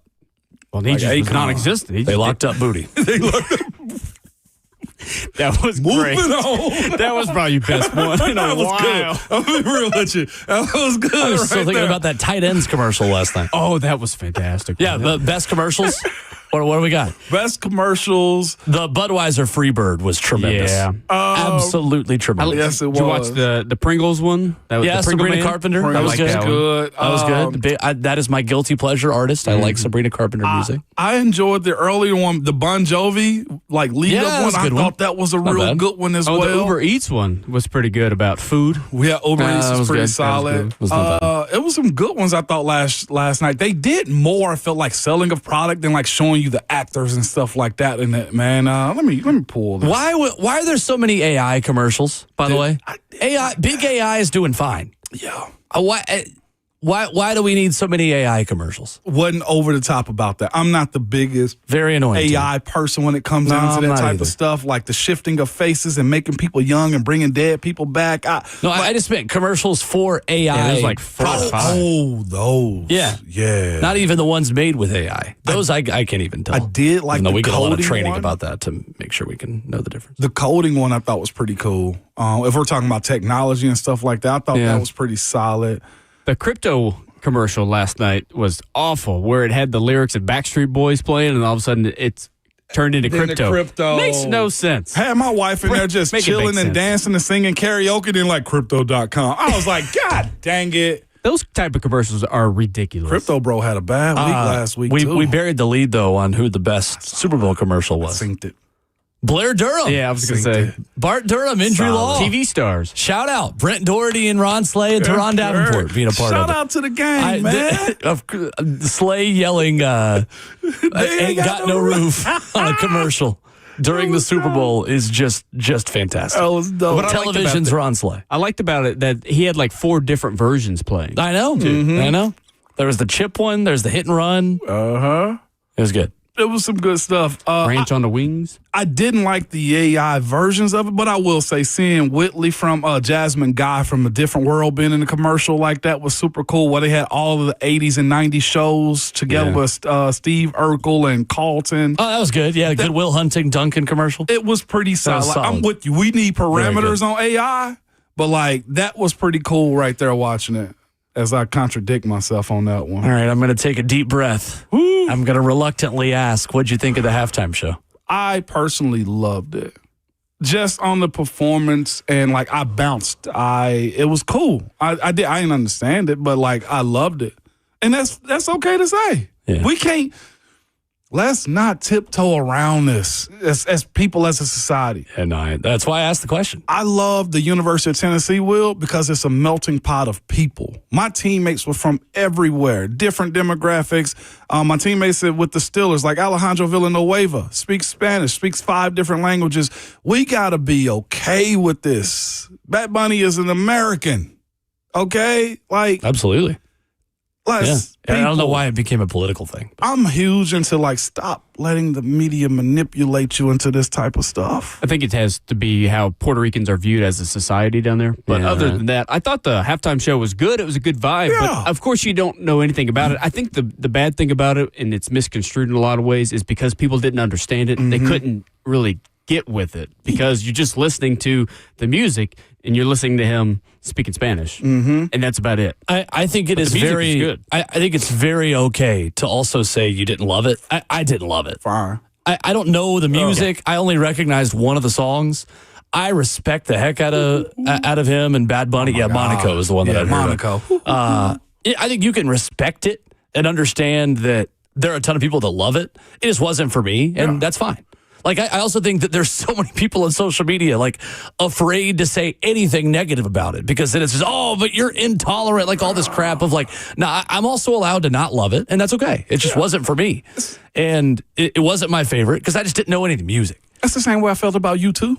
Yeah, right. Like, it's you know just, what I'm saying? Like, he is a heck of a performer, though. And it was cool seeing all the cameos. Like, awesome. Ronald Acuna Jr. being in the background of it. Hardy was there. Jessica Alba. Jessica Alba, who's not aged a bit over the years. vampire. My goodness. Yeah. No, I thought it was good. I just didn't love it personally because I didn't know any of this. And the stadium was quiet. And that was the other thing, too. It was just kind of, I don't think it was I didn't quiet. realize that. Yeah. I didn't hear much like cheering as like typical. I just think they was want fine. him mic'd up more. That's what I was saying too. Like the audio was phenomenal. Yeah. I felt like The production about the value was broadcast. fantastic. Amazing, Yeah. man. I thought the set, like the setup of it, those were like real tacos places.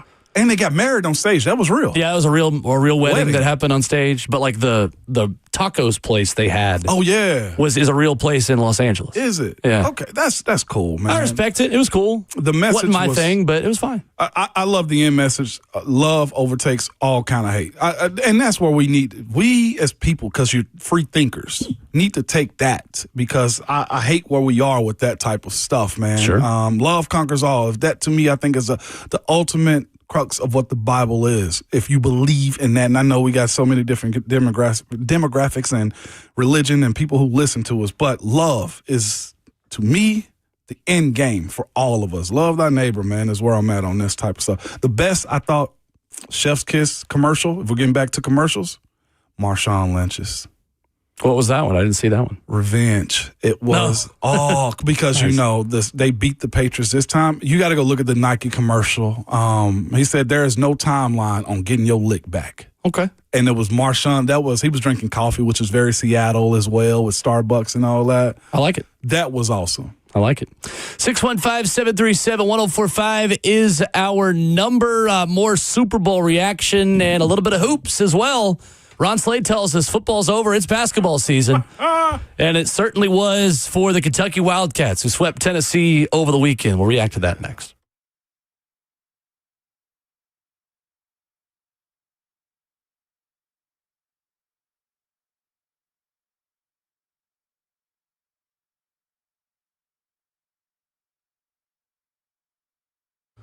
Moving is stressful, and especially in Middle Tennessee, and a real estate market as complicated, as challenging, as hot as this one. If you are forced to relocate because of a new job, or maybe you're just been wanting to get into that dream home and want to take a leap of faith, make sure you get Bernie Gallerani on your team, a local agent with years of experience and a proven track record.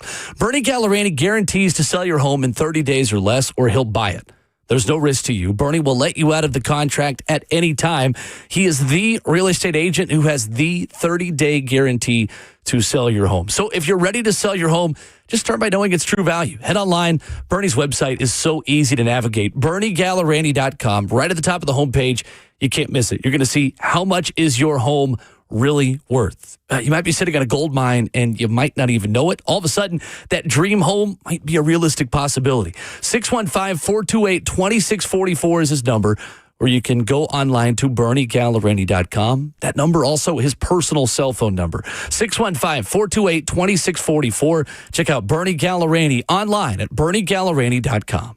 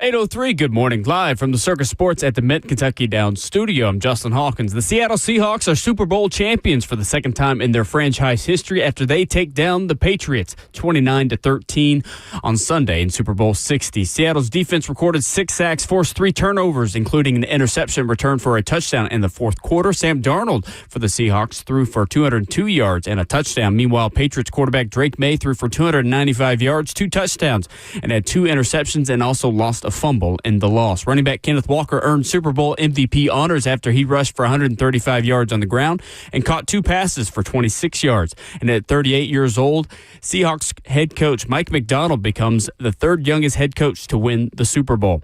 Now that the Seahawks have won the Super Bowl and their season's over, offensive coordinator Clint Kubiak confirmed to reporters last night after the game that he will be the next head coach in Las Vegas for the Raiders in 2026. In college hoops on Saturday, number 25 Tennessee, they fall to Kentucky 74-71, who overcame a 14-point deficit to win in Lexington. And number 15 Vanderbilt, they come up short Saturday afternoon in Nashville, losing to Oklahoma 92-91 despite a 37-point performance from sophomore guard Tyler Tanner. For all your foundation repair and waterproofing needs, you got to go to USSTN.com. Breaking news at once on your home for the Titans and Vols. This is 104.5 The Zone.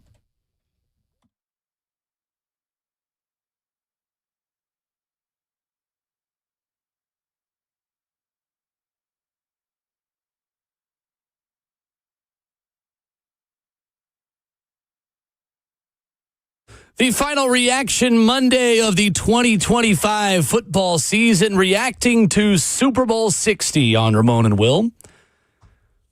With last night's Seahawks Super Bowl win, as now the entire NFL and the final 2 teams join us in the offseason, how long until the Titans can realistically expect to contend in the AFC? Going to dive into that and the anatomy of building a Super Bowl contender in 2026 of the NFL coming up in 15 minutes. He's Ramon Foster, Justin Hawkins at the controls. I'm Will Bowling. Tennessee swept by Kentucky, Ramon, as we mix in a little bit of college hoops this morning. 74-71 in Rupp Arena on Saturday night.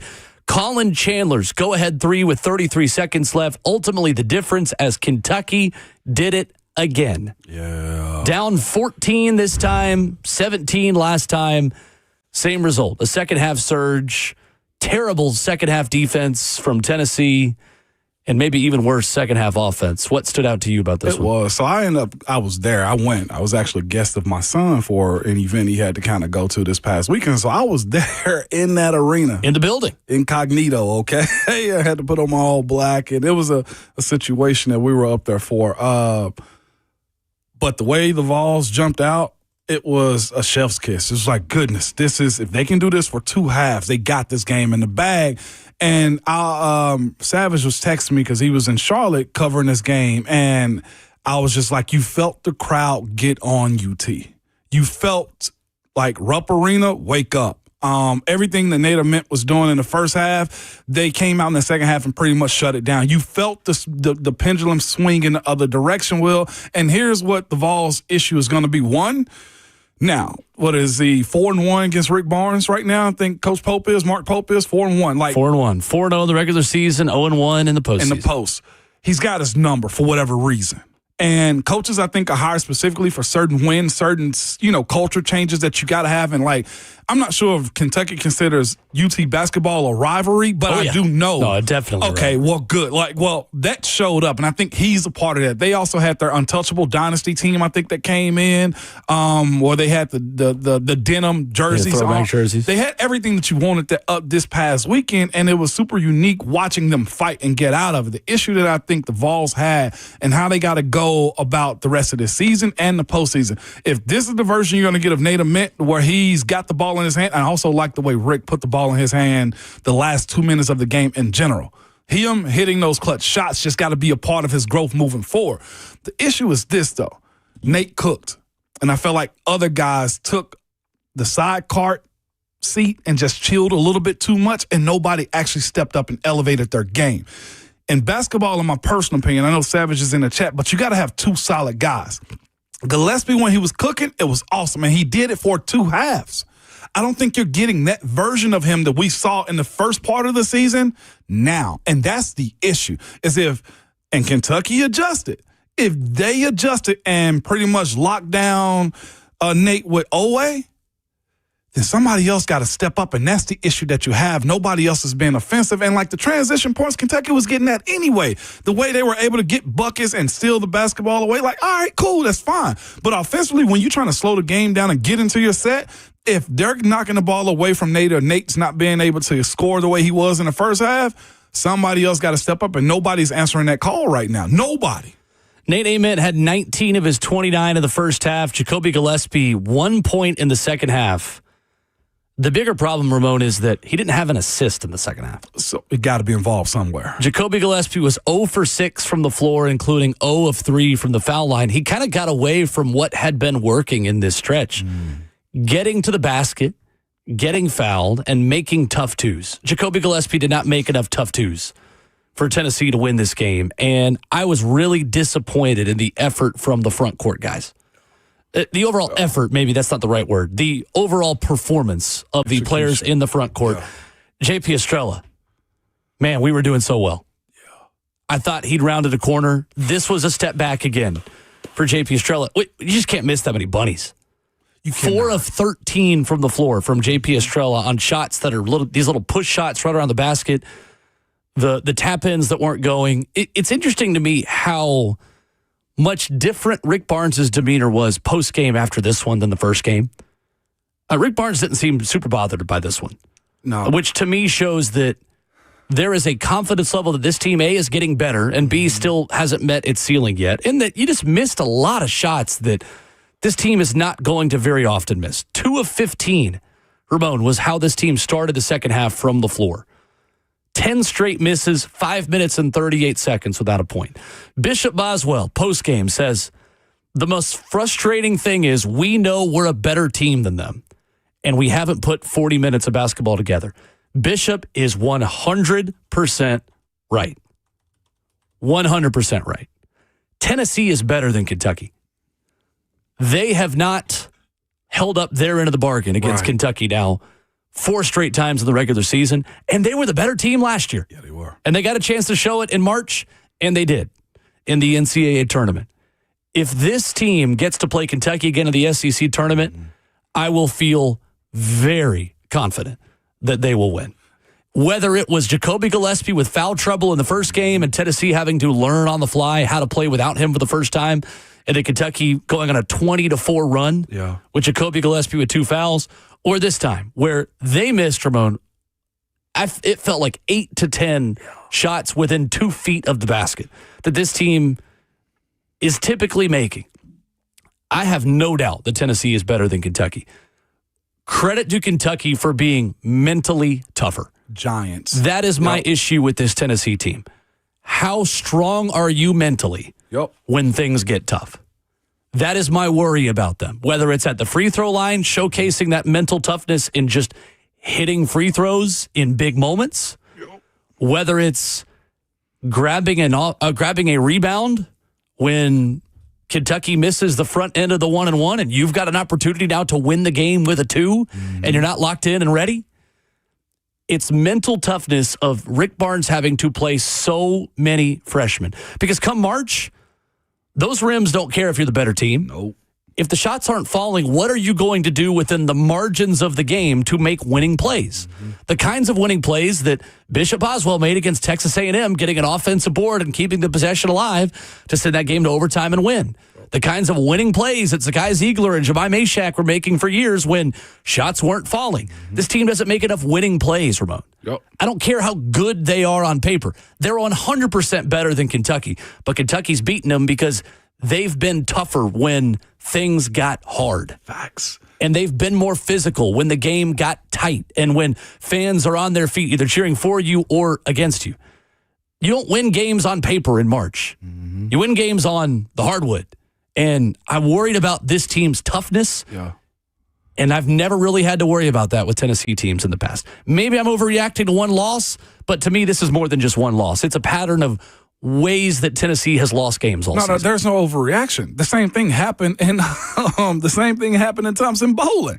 It's the exact same thing. So I'm sitting with somebody that was just like, no. Remember the 17 points, because that crowd was very uneasy. There was a lady inside of Rupp Arena, Will, big Vols fan. When they up by like 10-plus points, I think at that time, I think it was 14 going into the half, 13, 14 going into the half. This lady was so loud, front run. I was just like, okay.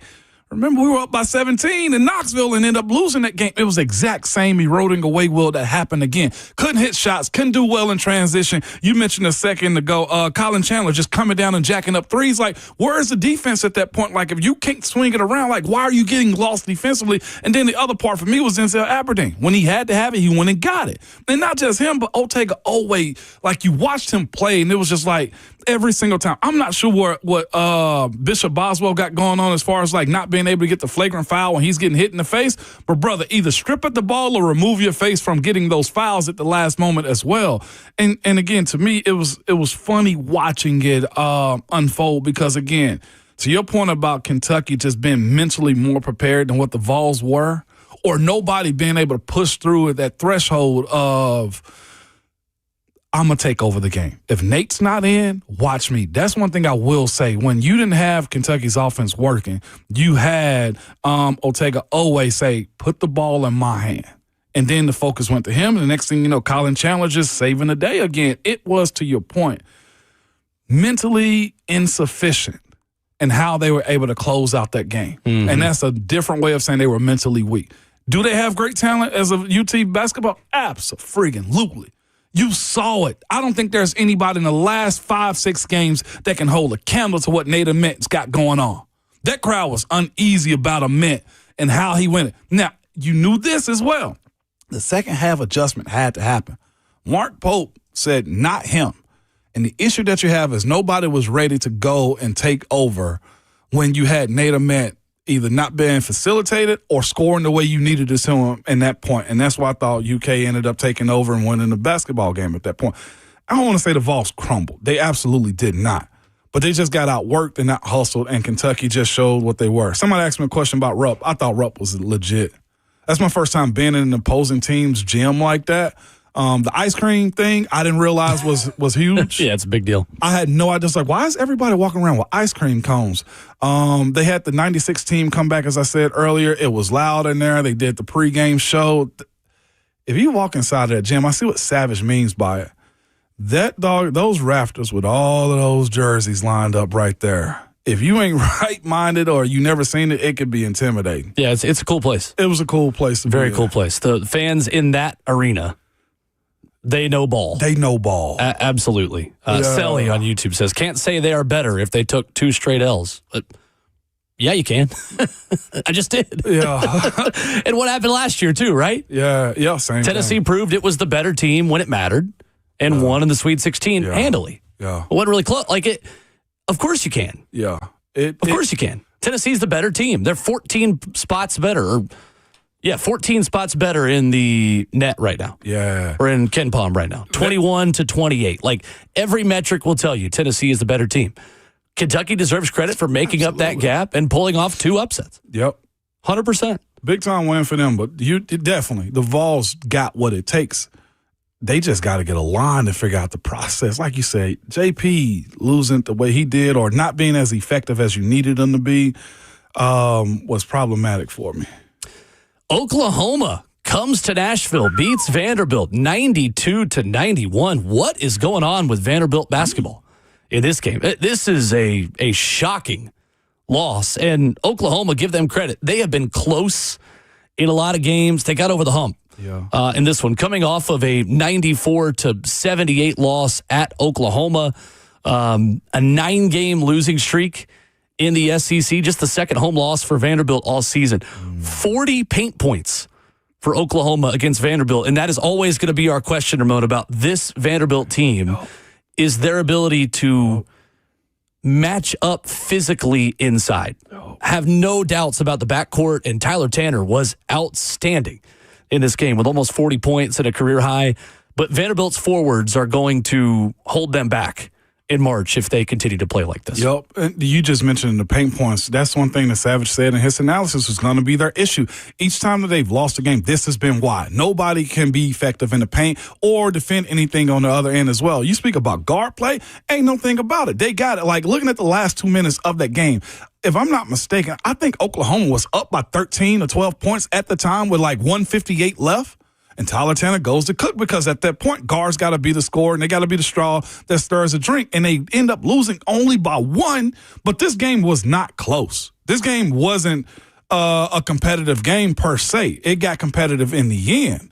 But as far as what Vanderbilt needs to do to be competitive, to your point, when it matters, because Michigan got a lot of bigs. Florida's got a lot of bigs. You mentioned teams that Duke got bigs. If Vandy's trying to make a play, make a run, I'm not sure if they get Tyler Tanner back next year. Yeah, that's going to cost them a pretty penny to keep him around. To my point of like, and NIL.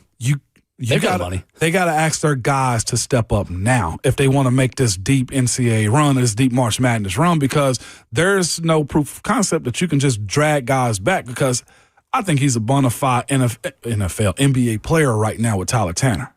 Yeah, I'd be interested to talk more to Slay about that this week. I wonder if his size is a factor in that, and maybe he sticks in college basketball longer, but certainly has a lot of potential. And he did his part. He needs his big men to meet his level. Yeah, absolutely. Vandy does. Yes. The right now is not there for post play's got to be better for them to make it. It does.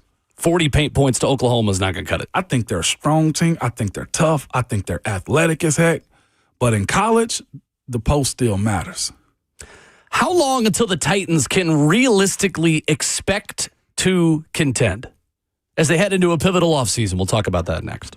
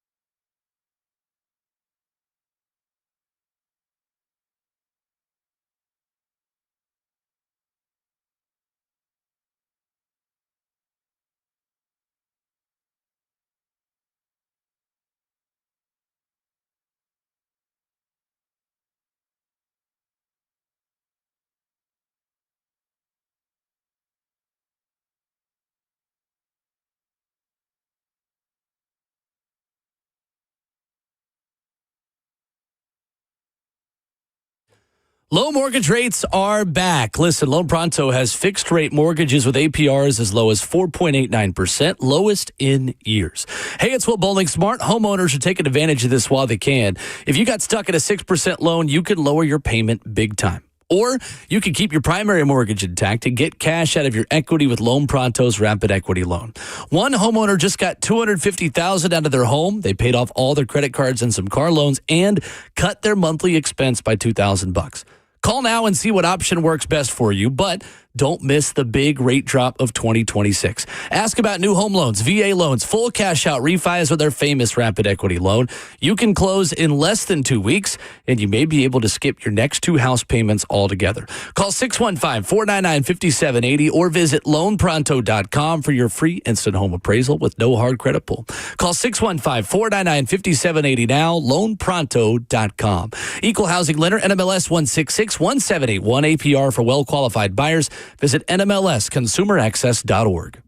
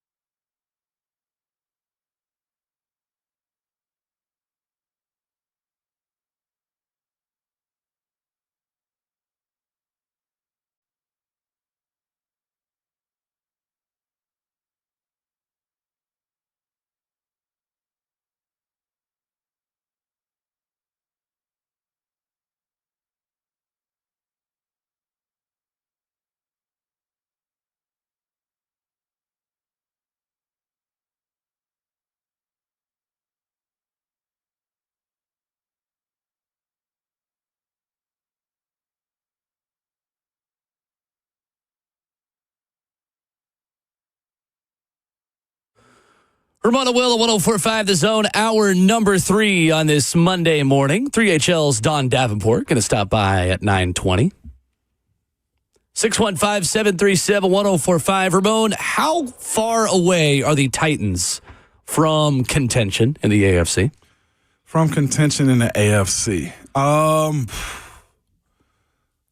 I'd say just looking at the makeup of this team, the change that they've had, before we start free agency and the draft, I still give it a year. Well, let's first of all, let's define what contention means. When I say you are a contender in the AFC, what does that mean?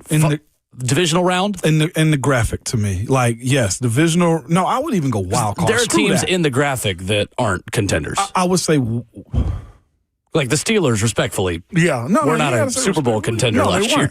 I mean, DeMarcus Lawrence is teaching us that right now. His comments that he had to say he had to get out of Dallas because he didn't think they were going to be a Super Bowl team. Yeah. We got to be real about that, and players know that as well, too. Like, fans know your team isn't a Super Bowl team. I would say 2 years solid. And here's why. Because we're going to talk about the makeup of this team and how you get to that point. Yep. I'd say 2 years because you got to ask yourself, how do you go about being competitive? Let's start there first. I think it's through the draft. I think it's having your O-line and your D-line trenches together. And here's the issue that the Titans have. You got to have a good cluster of stars. And I don't think they have them right now. So walk me through where this team still needs the most star power and how long it's going to take to build it. Why 2 years? Why can't it happen this offseason? Because there's balance in how you're going to go draft somebody, okay? That 4th overall pick is a premium spot to be at. But where do you go with this? Are you going defensively to go get an edge to shore up the defensive line? And then the other biggest part that I think we're learning that New England didn't have last night, where do you get your star wide receiver? I don't think they're necessary per se, right? Because Jackson Smith-Njigba's in his 3rd year. But you also have to ask yourself, how long does it take to get him to star value? How do you get the star value out of him? When do your draft picks start to become just strong cogs of the wheel to move you forward? The way you look at Witherspoon, right?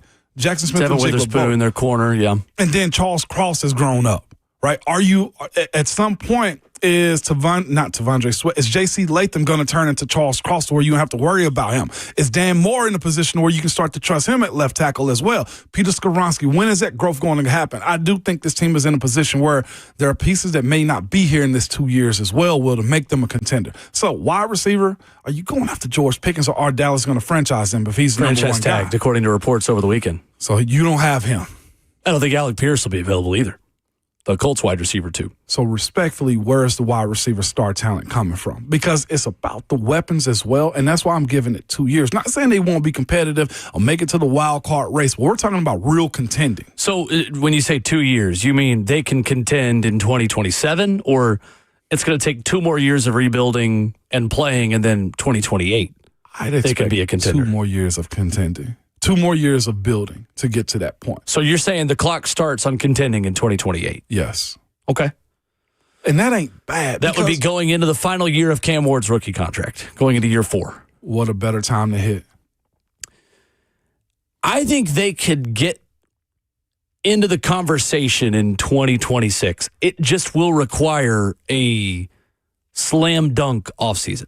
I think the Patriots, Ramon, prove that if your quarterback play is good enough, and theirs was more than just good enough, to be fair, the Patriots, the Jaguars, are both examples that in the AFC, you can flip things quickly.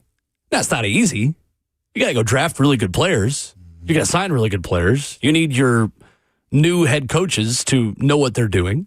And Robert Saleh's built a really good staff that we think on paper looks like a staff that's going to be able to develop the players that are here. I think we've been given multiple examples this season that it can be done quickly. It can be. But so let's offensively. Yeah. The system that you're going to run. Daboll, I think, needs a guy on the outside. Can we receiver or outside of the line? Receiver. Yeah. To be fair to the guys that are inside, Chimray and Alec Ayumanor, questions have to be answered on what you're going to do with Calvin. Can Brian Calvin Ridley. Yeah. Can Brian Dable make him look like a number one? Can you find a solid 2 in free agency, or do you trust Elik Ayumanor to be a solid 2 and make him a star? Because I do think there's a level in which a system, right? If we're looking at Brian Dable, he knows how to run this. He knows what Cam's capable of. A system can create stars. I've always said a true franchise quarterback makes stars. He makes Pro Bowlers. And I think Cam has enough talent to where he can make guys good. But can Dable call the system? Can he buy into the system? Where are your other weapons that are there upgrades that have to be had with Tony Pollard and Tajay Spears as well? Like, I got a lot of questions that we don't have answers to right now because we don't have free agency in front of us or draft picks that say, yes, that guy's going to end up being a guy. But as it stands right now, you hadn't got much out of Calvin Ridley. Yes, he got 1,000 yards last year, but how much of a threat is he? And how healthy is he coming off of a pretty significant injury? At his age. And I know he won't mention the age, but we got to start looking at the 30-year-olds at this point. Yeah. No, I mean, are you paying him that much money to be a wide receiver too? Probably not.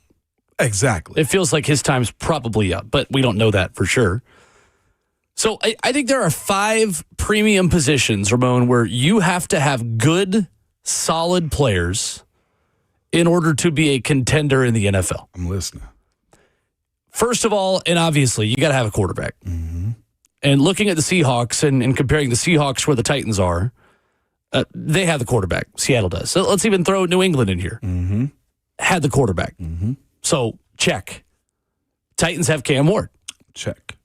Not a star yet, but someone who, like it or not, is the future. You can't argue. The Titans have their quarterback. Right. Now you just got to go develop him and hope that he improves. Number one pass rusher. I don't care if it's on the edge. I don't care if it's up the middle. Who is your number one premier pass rusher? Right now, Jeffrey Simmons, no question. Check. Titans have that box checked. I would say I'm kind of throwing edge rusher or D tackle into that same mix. I think you could even argue there are 6 premium positions, number 1 edge rusher and number 1 D tackle. Yeah. Leonard Williams, that guy for Seattle. Absolutely. Byron Murphy's kind of one as well. He had 7 sacks this season. That's a bonus right there.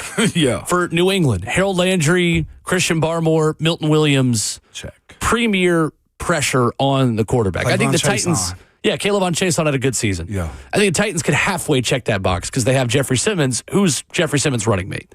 So I'll add edge rusher for the sake of conversation. 6 premium positions you need. I think you need a good D tackle and you need a good edge rusher. Patriots and Seahawks definitely both have those. Who's your number 1 corner? Number 1 corner. Biggest question mark I have for the Tennessee Titans heading into 2026. Who's your guy that's taking away Nico Collins? Who's your guy that's taking away Brian Thomas Jr., Travis Hunter, Jacoby Myers? Which, crazy we're throwing Jacoby Myers in that, but he earned it. He's turned into it. Who is that player? Well, for New England and for Seattle, Christian Gonzalez and Devin Witherspoon. Devin Witherspoon for the Seahawks is PFF's number 1 rated corner.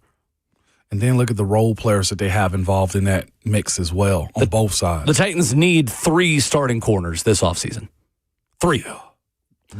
Another position, premium. And when I say premium position, it's because you got to pay a premium to get them, and they're hard to find in free agency because teams aren't just letting go of these guys. Left tackle. Yes. Probably the second most important position on your offense. Charles Cross for Seattle. Mm-hmm. Will Campbell, the guy that gave up a season-high 14 pressures last night. You saw at the end of the day what New England's plan at a premium position looked like when push came to shove. Wasn't good enough. It is a big reason why they lost that game last night. Oh. Charles Cross allowed 2 sacks all season. Mm-hmm. Will Campbell had 14 pressures given up, according to Next Gen Stats last night. Dan Moore is your left tackle for 26.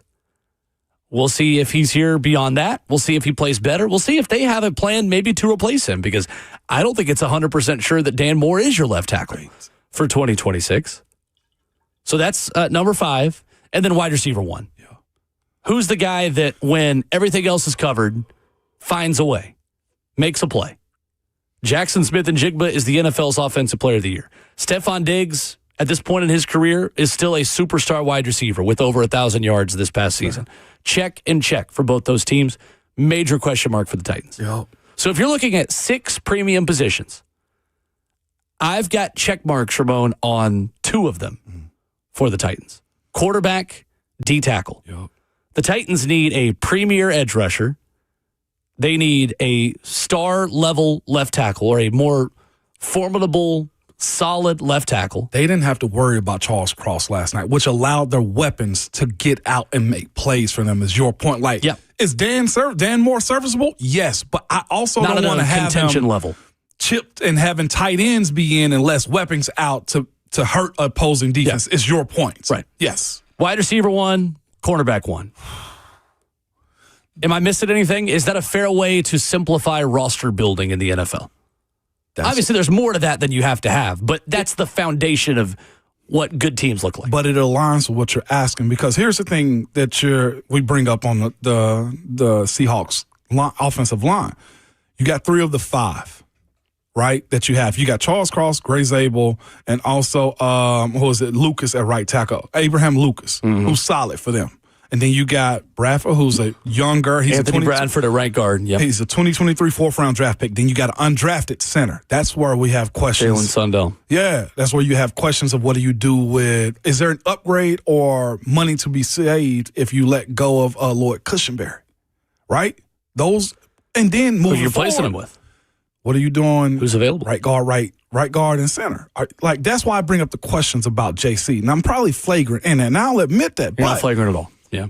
If I say you can go get you a Morgan Moses and move JC in, and I know it'll be 3 changes at his position in 3 years, and it's probably unfair to him, but to your point, you want the strongest group of guys that you possibly can have out there available to you. Same as defensively. You look at the other side of that defensive line for Seattle. They got some undrafted guys. They got some later round guys, but they also got star power in Leonard Williams and also Byron Murphy. Right? And then they go get DeMarcus Lawrence. Where are you supplementing old and young? And that's the issue that the Titans have, which is why I'm pushing it to 2028. Now, they can surprise us, 4th-place schedule again, and they can win some football games. But in one draft cycle, you got to decide on that 4th pick, and you expect the Titans to be drafting later next year. Do you go wide receiver? Do you go Carnell Tate, Lemon out of USC, if I'm not mistaken, right? Makai Lemon. Or do you go Caleb Downs? And go get you a safety out of Ohio State. Safety, do you like? So 2027's draft, is that when you go get your number 1 wide receiver? Because paying for one in free agency is very risky. You've seen that. You need someone to grow up with Cam Ward that you draft at the wide receiver position, high in the draft. Chimere Dike is an outstanding returner. Elikai Amander, I think, is a solid player to build a foundation on. You got to go get a superstar wide receiver who can grow with your quarterback. Jackson Smith and Jigba grew up in Seattle. Well, look at the first-round picks that contributed to that Super Bowl win for Seattle last night. Yeah. Jackson Smith and Jigba, first-round draft pick. Charles Cross, left tackle, first-round draft pick. Byron Murphy, first-round draft pick. Nicky Manwari, second-round draft pick. Devon Witherspoon, number 5 overall pick. In 2023, when you have the opportunity, and again, we're talking about those positions we just mentioned, 6 premium positions in the NFL to simplify roster building. They addressed half of them with their first-round picks in the last 3 NFL drafts. They hit on them. And the other part, too, where I feel like, sorry, J-Rob, if you listen, is where you let the rope slip. When you're good, that's when you go get non-premium positions in the middle of the draft. Right, that's when you go get an off-ball linebacker. Or Gray Zabel. Or a running back. Or Gray Zabel, the guard. Or guard. Again, that's another draft pick. Yeah. Not at a premium position because, unfortunately, guards aren't paid at premiums. Exactly. And you got options on how to find them. But you can afford to go spend on a luxury piece, and that is a non-premium position that you know is just going to be a good football player when you've already filled the positions that you can only fill with first-round picks. Or not missing and going to get a non-premium position like safety, but he's injured, like Caleb Farley. Like that's corner. That wasn't even safety. Corner, yeah. Like, that's when you, supposed to be building the team up to sustain your success for years moving forward. Like, you got nothing out of him or Traylon or just Isaiah.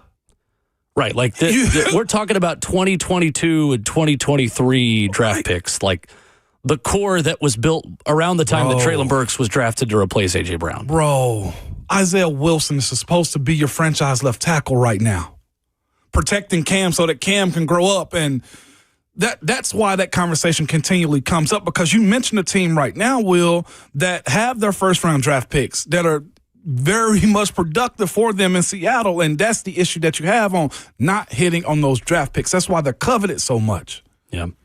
It's not a hot take to just say that, like, it really can be as simple as draft good players. Bro. So for that reason, yeah, if things break the way schedule-wise for the Titans, the way they did for the Patriots this year, yeah, the Titans can be in the graphic and make a playoff run. I don't think it's unrealistic to say that the Titans can turn things around quickly. I think they are a full year still away from being a solid, bona fide contender. So to your because they can't fill all these 6 positions up. That's it. In just one offseason. You got 2 of the 6. Right. You have quarterback and D-tackle. You need a premier edge rusher, a premier corner, a premier wide receiver 1, and a premier left tackle in order to really feel like you are a true contender. Open for your phone call, 615-737-1045. How close are the Titans to contention? We'll go to your thoughts next.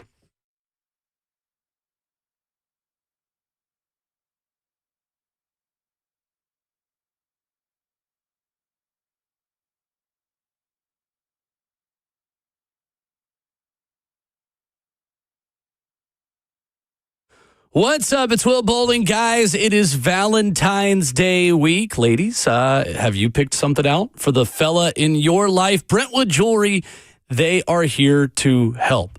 Locally owned, family-operated Brentwood Jewelry, who is here to help you through the process. Whatever you're looking to buy, maybe it's that engagement ring. They're here to take the stress out of selecting the perfect engagement ring. I've been through this process. I can personally vouch for how easy Brentwood Jewelry will make the process. They're going to take the stress out of a process that's already stressful enough as it is. From Salem's service and special forces to his son serving as local firefighters, the Amamali family is dedicated to giving back in a time that's imperative to support local. Shop Brentwood Jewelry. Check them out online at BrentwoodJewelry.com, 7012 Church Street East, located in the heart of Brentwood, just off Franklin Road. If you're getting in at the buzzer of Valentine's Day, still need that gift, don't worry. They're going to make the process quick and easy for you. Exceptional style, exceptional deals every day for over 50 years, online at BrentwoodJewelry.com.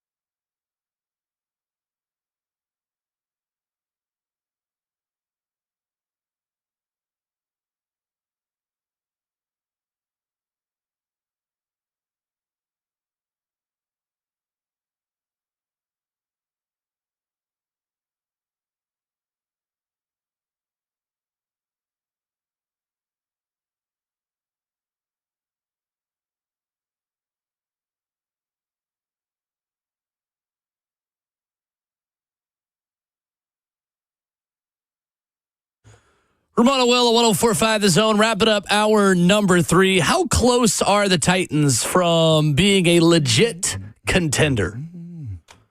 Ramon says still 2 more full seasons. I think they're 1 more year away. Okay. From feeling comfortable. You never know, though. In this league, I mean, we never thought the Patriots would make a run the way they did. Open to your thoughts, 615-737-1045. Brian hits us up on YouTube and says, what do you think about Elijah Vera Tucker or Jackson Slater, Ramon, to help the offensive line, the options that you have in-house and out-of-house? Vera Tucker feels a need at guard more for sure. But that's the thing about it is like pick one or the other because, again, if you're not moving JC, then you got Vera Tucker at guard. Slater, you're going with the best quality and experience in that situation. And that's the way I view that one. You can move him in to center, and there's your balance. I guess you have 2 first-rounders, a high-paid left tackle, and then you got experience again at guard and at center. Well, you protect Jackson Slater more than anything up the middle if he's going in at center. If I was him, man, the football be in my hand the entire offseason, snapping, working with Cam if I can. I'm going to force myself into that position if I can at starting center.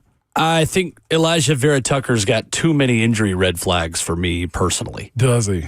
In 4 seasons, he's never started every game, and he has 43 starts in 4 years. For the 3rd time in 4 years this year, his season ended to injury. Made 15 starts this year. Now, you love the versatility of Elijah Vera Tucker. That had a triceps tear the week before the season opener. That's tough. Very maturely in 25, and it's been a challenge for him to stay healthy, but he has been very productive. 43 career starts, 20 at right guard, 16 at left guard, 6 at right tackle, 1 at left tackle. Yeah. You like the versatility, you like the talent level of someone that was very highly regarded in the draft process and is a dancing bear, the way we describe it, just these really big humans. But this team has certainly shown how they feel about medical red flags in this front office, and I don't see them. He didn't play at all this past year. Dylan Radins is another free agent. Yes, he is. Yes, he is. There's been players that have spun the block or go to another team and come back. I'm not advocating for that. I think that's the type that you're trying to go after. What I don't want this fan base to do this offseason is just go search for the name and say, oh, Elijah Vera Tucker, I remember that name, and let's sign him. There are some really good offensive linemen out there that don't get praise and don't get the notoriety that others that are very serviceable and above-the-line starters. Well, I mean, to be fair to the front office, too, remember, it wasn't that long ago that we were talking more about Xavier Restrepo than Chimere Dike. That's true, too. And Chimere Dike is an all-pro and Pro Bowler in year 1. Yeah. Now, as a returner, but Xavier Restrepo was more of a name than Chimere Dike was fans were excited about.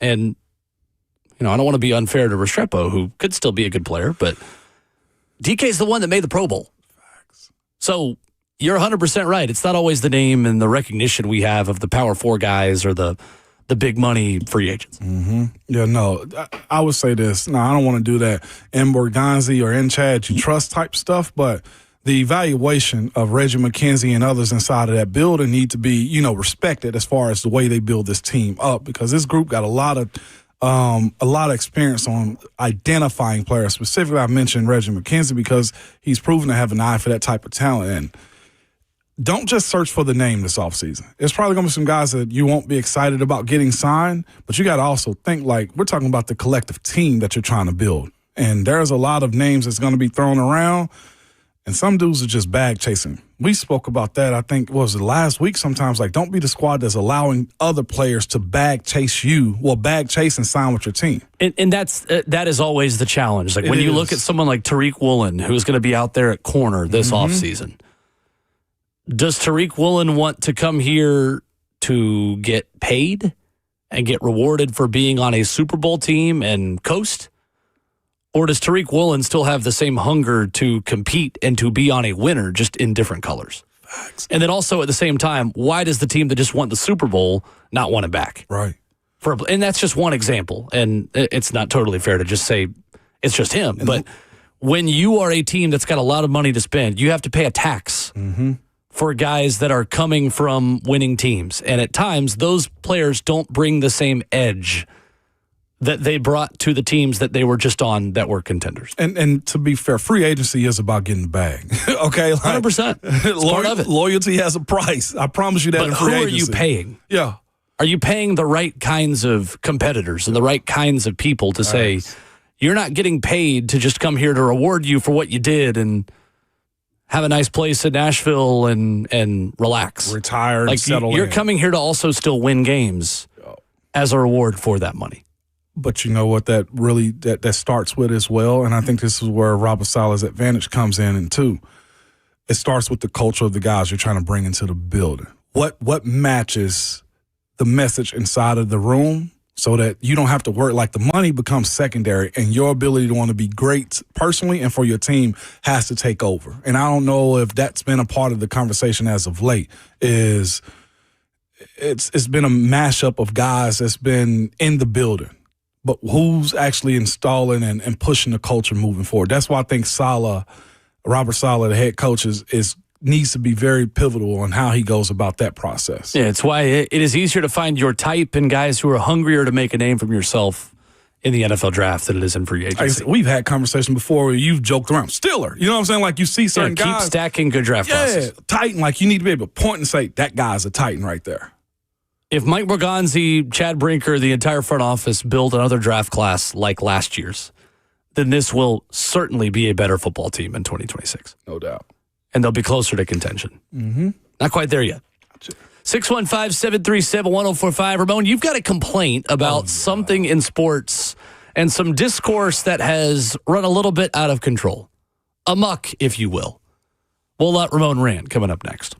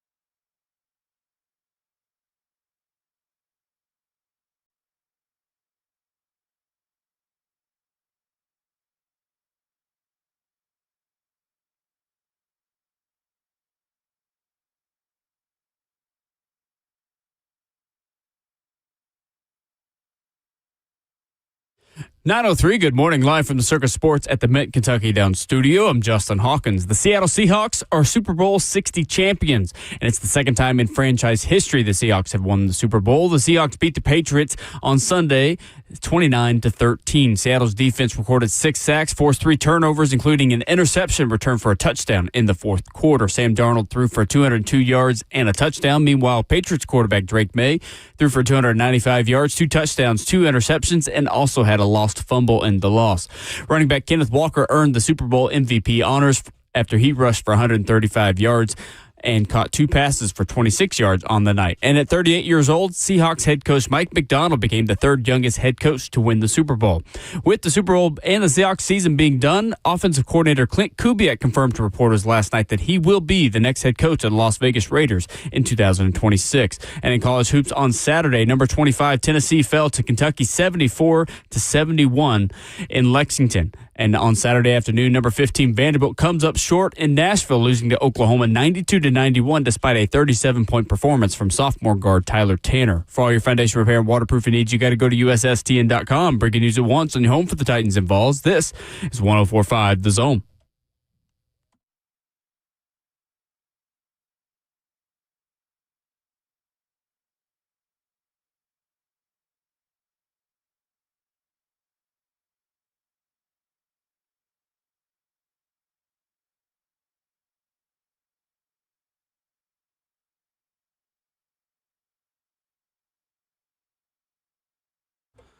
Fourth and final hour of Ramon and Will. Off and running on this Monday morning. First day of the offseason. Congratulations to the Seattle Seahawks, Super Bowl 60 champions over Mike Vrabel's New England Patriots. He is Ramon Foster. I'm Will Bowling. Justin Hawkins, our producer. Dawn Davenport going to stop by in 15 minutes. She is ready to go.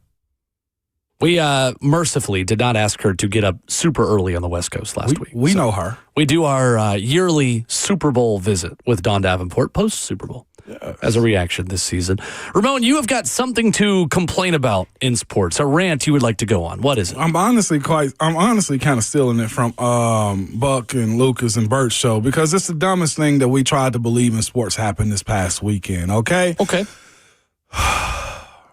I love the Winter Olympics. Do you hear me? I think they're cool watching people do their thing on ice and the way the skiers do the sky jump and the luge and everything else that's involved in it. And I love the slalom, the downhill skiing and everything else that's involved in it. The dumbest thing that I heard this weekend, and it's no diss to the athlete, herself, and it's absolutely just, we got to be real about certain stuff we're asking people to do. Okay. It was reported that Lindsey Vonn tore her ACL before her big event, and we were painted a picture, or we were forced to believe that she was going to go down a hill on skis with a torn ACL and complete it. That has got to be the dumbest headline I've ever seen in my entire life. Not just the fact that she was going down, okay, but she had one of the craziest ruptures and just knee injuries a few years ago. And you expected her to go down a hill on skis on hard snow with the torn ACL. You know how far she went? As far as I did in my 40, about 40 yards down the doggone slopes. I'm like, why is this even a story right now? Like, I love her courage. I love her grit, her grind. But why were we actually making that a thing? Like, she crashed out and that sucks for her. But, like, she should have never been out there. We got to stop the storyline stuff sometimes as sports consumers and people that report on it as well. Like, this person's got a bomb the same way I didn't believe that Sam Darnold had a real bad oblique injury. Stop the storylines, y'all. We're talking, you know what the ACL does? It stabilizes the knee. You know what the event that she does do? It's on hard snow, and she's got to go side to side at a very high speed. And you mean to tell me she was going to be able to do that without an ACL? Not the fact that she was born without an ACL. We're not talking about being born and adjusted. We're talking about your ACL tore, and you're going to go down a hill. They set her up for failure, man. That's the dumbest thing going on this past weekend. She'd done it before. 2013. Stop. And younger. She's now skiing with torn ACL. Fair. I'm just giving you all the facts. Probably giving her you all the last facts. Olympics. She's 41. Oh, no, it definitely her last Olympics. Yeah. That was the case before she broke her leg. They should have. So, Olympic champion Breezy Johnson tried to do it as well in 2022. There is precedent for this. And in training with the torn ACL, she posted the third fastest time on her second run in training. I ain't trying to hear it. That is the silliest thing. I don't think it was that crazy. I think that, and it's interesting. So one of her teammates with Team USA, I'll get the name right here, Keely Cashman, said that twists your body around, hooking the gait. Says experts claiming the injury caused her crash have no idea what they're talking about, she says.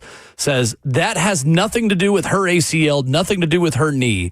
A lot of people are ridiculing that, and a lot of people don't know what's going on. I'm not sure why people have so many opinions on it. Go talk to a wall is what I would tell them. If you look at her even take that rep down the hill, she's favoring the other leg in general. Like, I know she's supposed to and everything else involved in it, but like the story that it is and how she was strong-minded and want to represent her country is a beautiful thing. Yeah, it's her choice at the end of the day. It's most definitely her choice, but that's just not a real thing in general. Like, to expect this to, at 41 years old, to be a part of the success that she was slated to have. Like, if you go back and just look at her rep, it was very favorable to the other knee is what I would say. Like, I think mentally she was probably trying to lock in, but physically her body wasn't allowing her to make those cuts in what she needed to be successful on that run. And then you immediately saw it, too. It's just like, as soon as she hit that big corner, she had no support. So you mean to tell me whoever spoke on her behalf just a second ago, like, can sit and watch her and say it's not because of the ACL? I call bull crap on that one. I call. No, absolutely not. It's going to be interesting to see how the discourse continues. But clearly her teammates are pushing back on it, saying, no, that the ACL thing had nothing to do with it. Okay, all right, yeah, I get you. And Kevin Durant and also didn't have the calf injury that led to an Achilles too. Okay, that's fine. I think it's different.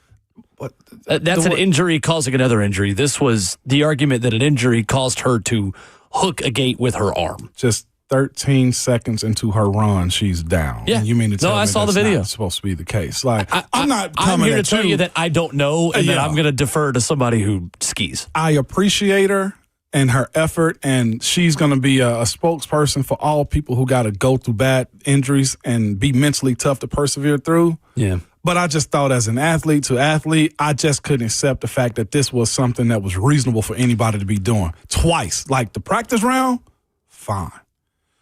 But to actually be in the competition when nerves are more real and the anxiety of performing it and knowing that it already happened, I just personally didn't think it was real that this was going to be an accomplishment of hers. Yeah. I just thought it was dumb that we played it up as much as we did. And that's my own personal stance on that one, which is why I think it's the dumbest thing from this weekend. Okay. Yeah. Yeah, broken leg, had surgery a few hours later after her crash. U.S. Skiing said after the crash that she was stable, but has not yet provided any other updates. So her Olympics definitely over with immediate surgery after breaking her leg. Love the effort and the representation for the country, but I couldn't believe it. When I got the alert, Lindsey's on crash, I went, duh. That's just kind of where I was. Yeah. Like, duh. Right. Olympics have been fun. I've not really totally dove into it yet. Probably will more today because there was golf and basketball and obviously football on over the weekend. The one dude did a backflip. Yeah, I saw that. Apparently, I saw, is it true that doesn't count towards your score? He just does it for the love of the game? Yeah, because they outlawed that because there was a... See, now what are we doing? Well, it's supposed to be like the impossible move or something like that. I forget the ice skater, but she did it in like the 70s, if I'm not mistaken. It's permitted as of 2024. It is permitted? Terry Kubica. I don't know.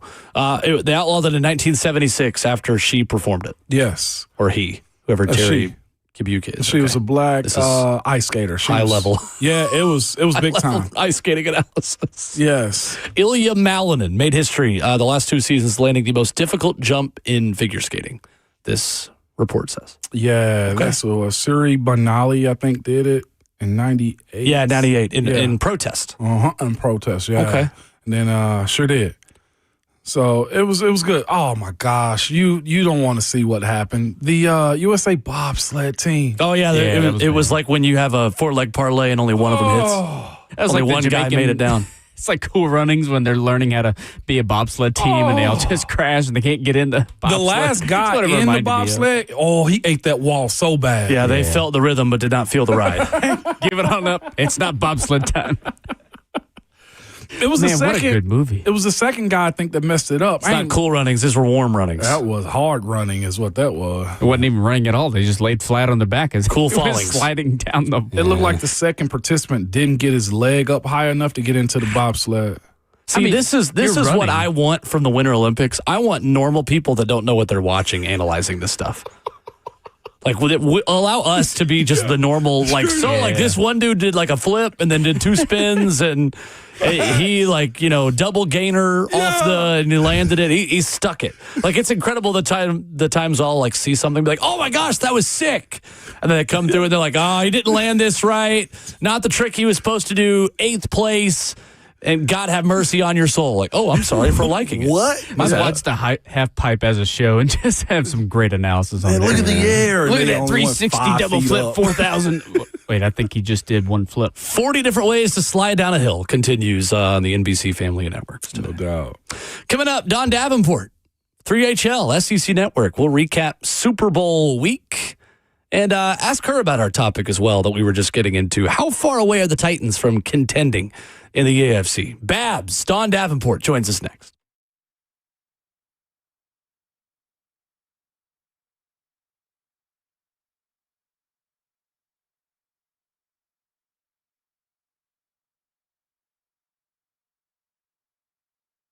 And Tennessee was hit hard by severe weather last month from Winter Storm Fern as communities across Tennessee continue to work to rebuild from flooded homes and storm-damaged schools to infrastructure weakened by melting snow and ice. I'm here to tell you, USS is here to help. Since 1994, United Structural Systems has helped thousands of families and businesses restore their homes after foundation damage. Often, that damage comes from the kind of severe weather Tennessee sees year after year. It's just part of the region, part of the world in which we live in, part of the country in which we live in. We see all types of just natural disasters, man. But USS doesn't just fix structures. They help restore stability, safety, and the peace of mind, and especially from people recovering from storms, flooding, and shifting grounds. The community involvement in supporting local schools, neighborhoods, and organizations like Habitat for Humanity reflects their belief that rebuilding is all about hope and rising again together, man. This spring also, it marks the 10th Habitat build that USS has been a part of, man. That's a major milestone. Just shows you, man, the long-standing service to Middle Tennessee. Listen to me. If somebody has dealt with structural stuff around the house, or you just got a waterproofing issue, man, I'm here to tell you that United Structural Systems is the best company in this world, man. You can go ahead and visit USSTN.com and gain a peace of mind with the United Structural Systems Foundation Repair and Waterproofing Services, man. And make sure you tell them that Ramon sent you.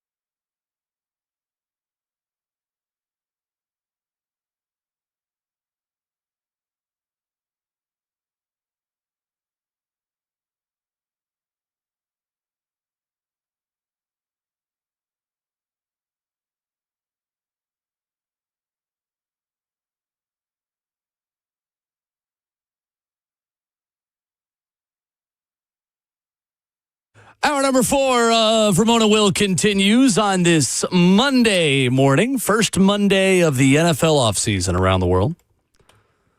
Recapping Super Bowl week, last night's game, talk a little Titans and wherever else she takes us. 3HL's Don Davenport joins us this morning. What's up, Babs? How are you? What up, Babs? Hi, boys. Football's over. It's very sad. Oh, We have to reintroduce ourselves to our friends and family now, but that's okay. That's the good part of it. That's right. That's right. I know. Sorry to be negative here to start it all off, but yeah, it was a good season. Ready for next season. Well, Let's do it. Babs, you don't have to be negative, man. I'm not sure if you've been on Twitter and everything else, but you're a part of the #1 mid-market radio program in all of the nation, Babs. You're like, The Zone's #1. We're #1. Come on, man. That's right. Come That's on. right. Our boy Paul Mason just getting it done. Huh? Always. That's right. Absolutely right. I like it. I love it. The real question, you do get your family back right now. You've been busy. You've been everywhere. I know. They're going to be like, oh, wow, now you're around a lot.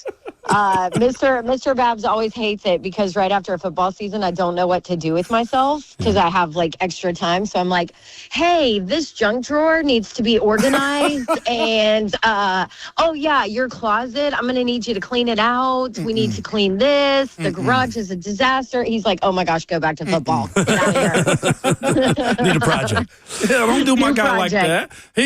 He's still celebrating Indiana's national championship, Babs. Be cool, man. Leave the junk drawer alone. Yeah, I know. Trust me. Every day we're watching something from that championship game.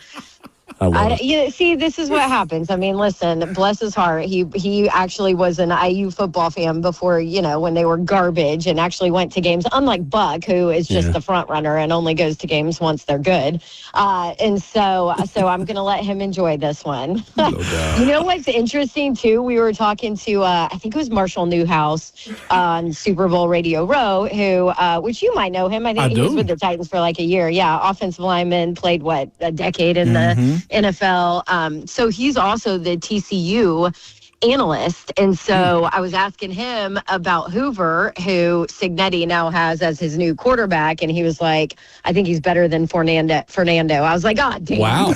Here we go. Wow. Here we go. Oh, so maybe, I know, I need my Auburn Tigers to come back because, hey, you better watch yourself now.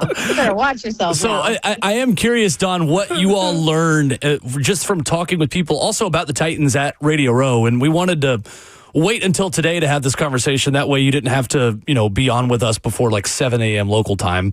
I appreciate on the that West more Coast. than you guys know. 100%. And next year it's back at SoFi in LA. When last time I was out there, I was on the trip with you guys. And so it'll be the same situation next year. But what did you hear about this Titans team or about this franchise? And it's kind of been our big topic this morning about how close the Titans are to contention. Was there anything that stood out talking Titans with people from that national perspective last week on Radio Row? I think what stood out to me, national perspective, is that the organization is on the right track. Everybody loves the Saleh hire. Everybody loves what he's done with his staff. We've always said it. Mike Berganzi is well respected across the league, but I think when you're in that national, kind of area of people that don't follow this team on a daily basis, you realize how well respected he is. And what he's going to be able to do, how well respected Big Jeff is. But along with that, and that Cam Ward has promise and could be the future. A lot of your analytical and film people really liked what he did towards the end of the year. But also that there are a lot of holes to fill. I mean, the Titans are not close, and it's okay for us to say that, and we understand that. And obviously, massive cap space, helps, and number 4 pick overall helps for them to be able to fill some holes. But also, you have to realize that when you have that cap space and you have so many holes, that whatever you do in free agency, you're going to end up overpaying, because that's what free agency is, right? And that's fair. But they're an edge a couple receivers, a couple corners away from being able to contend. Now, can they fix that all in a year? Maybe. That cap space certainly helps. And the other thing that helps is the overall feeling of, Mike Borgonzi getting things in the right direction, and Robert Saleh, a coach that people want to come play for. Gus Bradley, even at DC, even though he's not calling plays, very highly regarded. Like, we had Big Jeff on, which was one of my favorite interviews of the entire time, just like looking at how mature he is now and what he's done and his mental space and where he is and all of that. But he was like, I had players unsolicited reach out to me about Saleh and Gus and about how much I'm going to love, playing for them and their scheme and culture and everything that they bring. So I think from that standpoint, super positive that the organization is headed in the right direction and everybody loves the hires. Now, who knows, right? Because let's be honest, Brian Callahan was a sought-after head coach when the Titans got him. He was one of the top on the market when the Titans hired him, and it just didn't work out. But I think that the overall national feeling is that, hey, this is an organization that's kind of been a Shiano show, and it seems like they finally have the right people in place to be able to take this step, to fill those holes, to be able to get things in the right direction. And a lot of that has to do with Cam Ward, too. I think a lot of people are very high on Cam Ward. It's really interesting, Don, the discourse around Cam, and as well as anybody that it's hard to criticize Cam in any way without being labeled a hater, and the phone lines lighting up and the F and Bank chat going ablaze. But Cam Ward got better late in the season when the run game started to get better as well and gave him a chance. And now we are looking at 2 straight Super Bowl winners that were built on defense and run game, and then had quarterbacks that just didn't screw it up. And that's maybe an overly simplistic way to look at Jalen Hurts and Sam Darnold, who are very talented quarterbacks in their own right, but they were not the headline reason for their team's Lombardi trophy being brought back to their cities. What does that next step look like to you, Don, for Cam Ward, and someone that, yes, has all of the talent and the tools and the ability to lead a franchise to the promised land, but also needs a lot of help and maybe is living in an NFL world that is correcting back away from quarterback. And hey, maybe defense does still kind of win championships. Yeah, absolutely. And it's so funny that you brought that up because we had Louis Riddick on, who's one of my favorite analysts that we have at ESPN, by far. It's not even close. And he's very much like you said, he was like, Cam Ward is not everybody's cup of tea. I don't think Louis Riddick is everybody's cup of tea because he'll just say it how he sees it, he's very blunt, honest, and honestly, it's probably why he hasn't gotten a GM job because he's not going to sugarcoat anything, right? I can only imagine what he's like in those GM interviews because he just doesn't care. He's going to say exactly what he thinks. But he brought up the fact that Cam Ward got better with that run game. He brought up the fact that that's exactly, what he needs. And he was like, he's not going to be for everybody, but and Riddick has been high on Cam Ward for a long time, ever since his Miami days, Washington State days, and brought that up too. But he brought up how he needs a run game. He brought up how he needs the other side of the ball to help him out. So exactly what you basically just said, the recipe for success, at least we've seen the last 2 years in the NFL, is, support your quarterback, but they don't have to be Patrick Mahomes. And I think that's where the Titans are. And they have the ability to do that. You've got Big Jeff there who is all in. He's pulling, Sweat with him, which he told a funny story too, by the way, about how he was like, all right, Sweat, this is what we're doing. We're going to work out in Dallas together. You're with me, blah, blah, blah.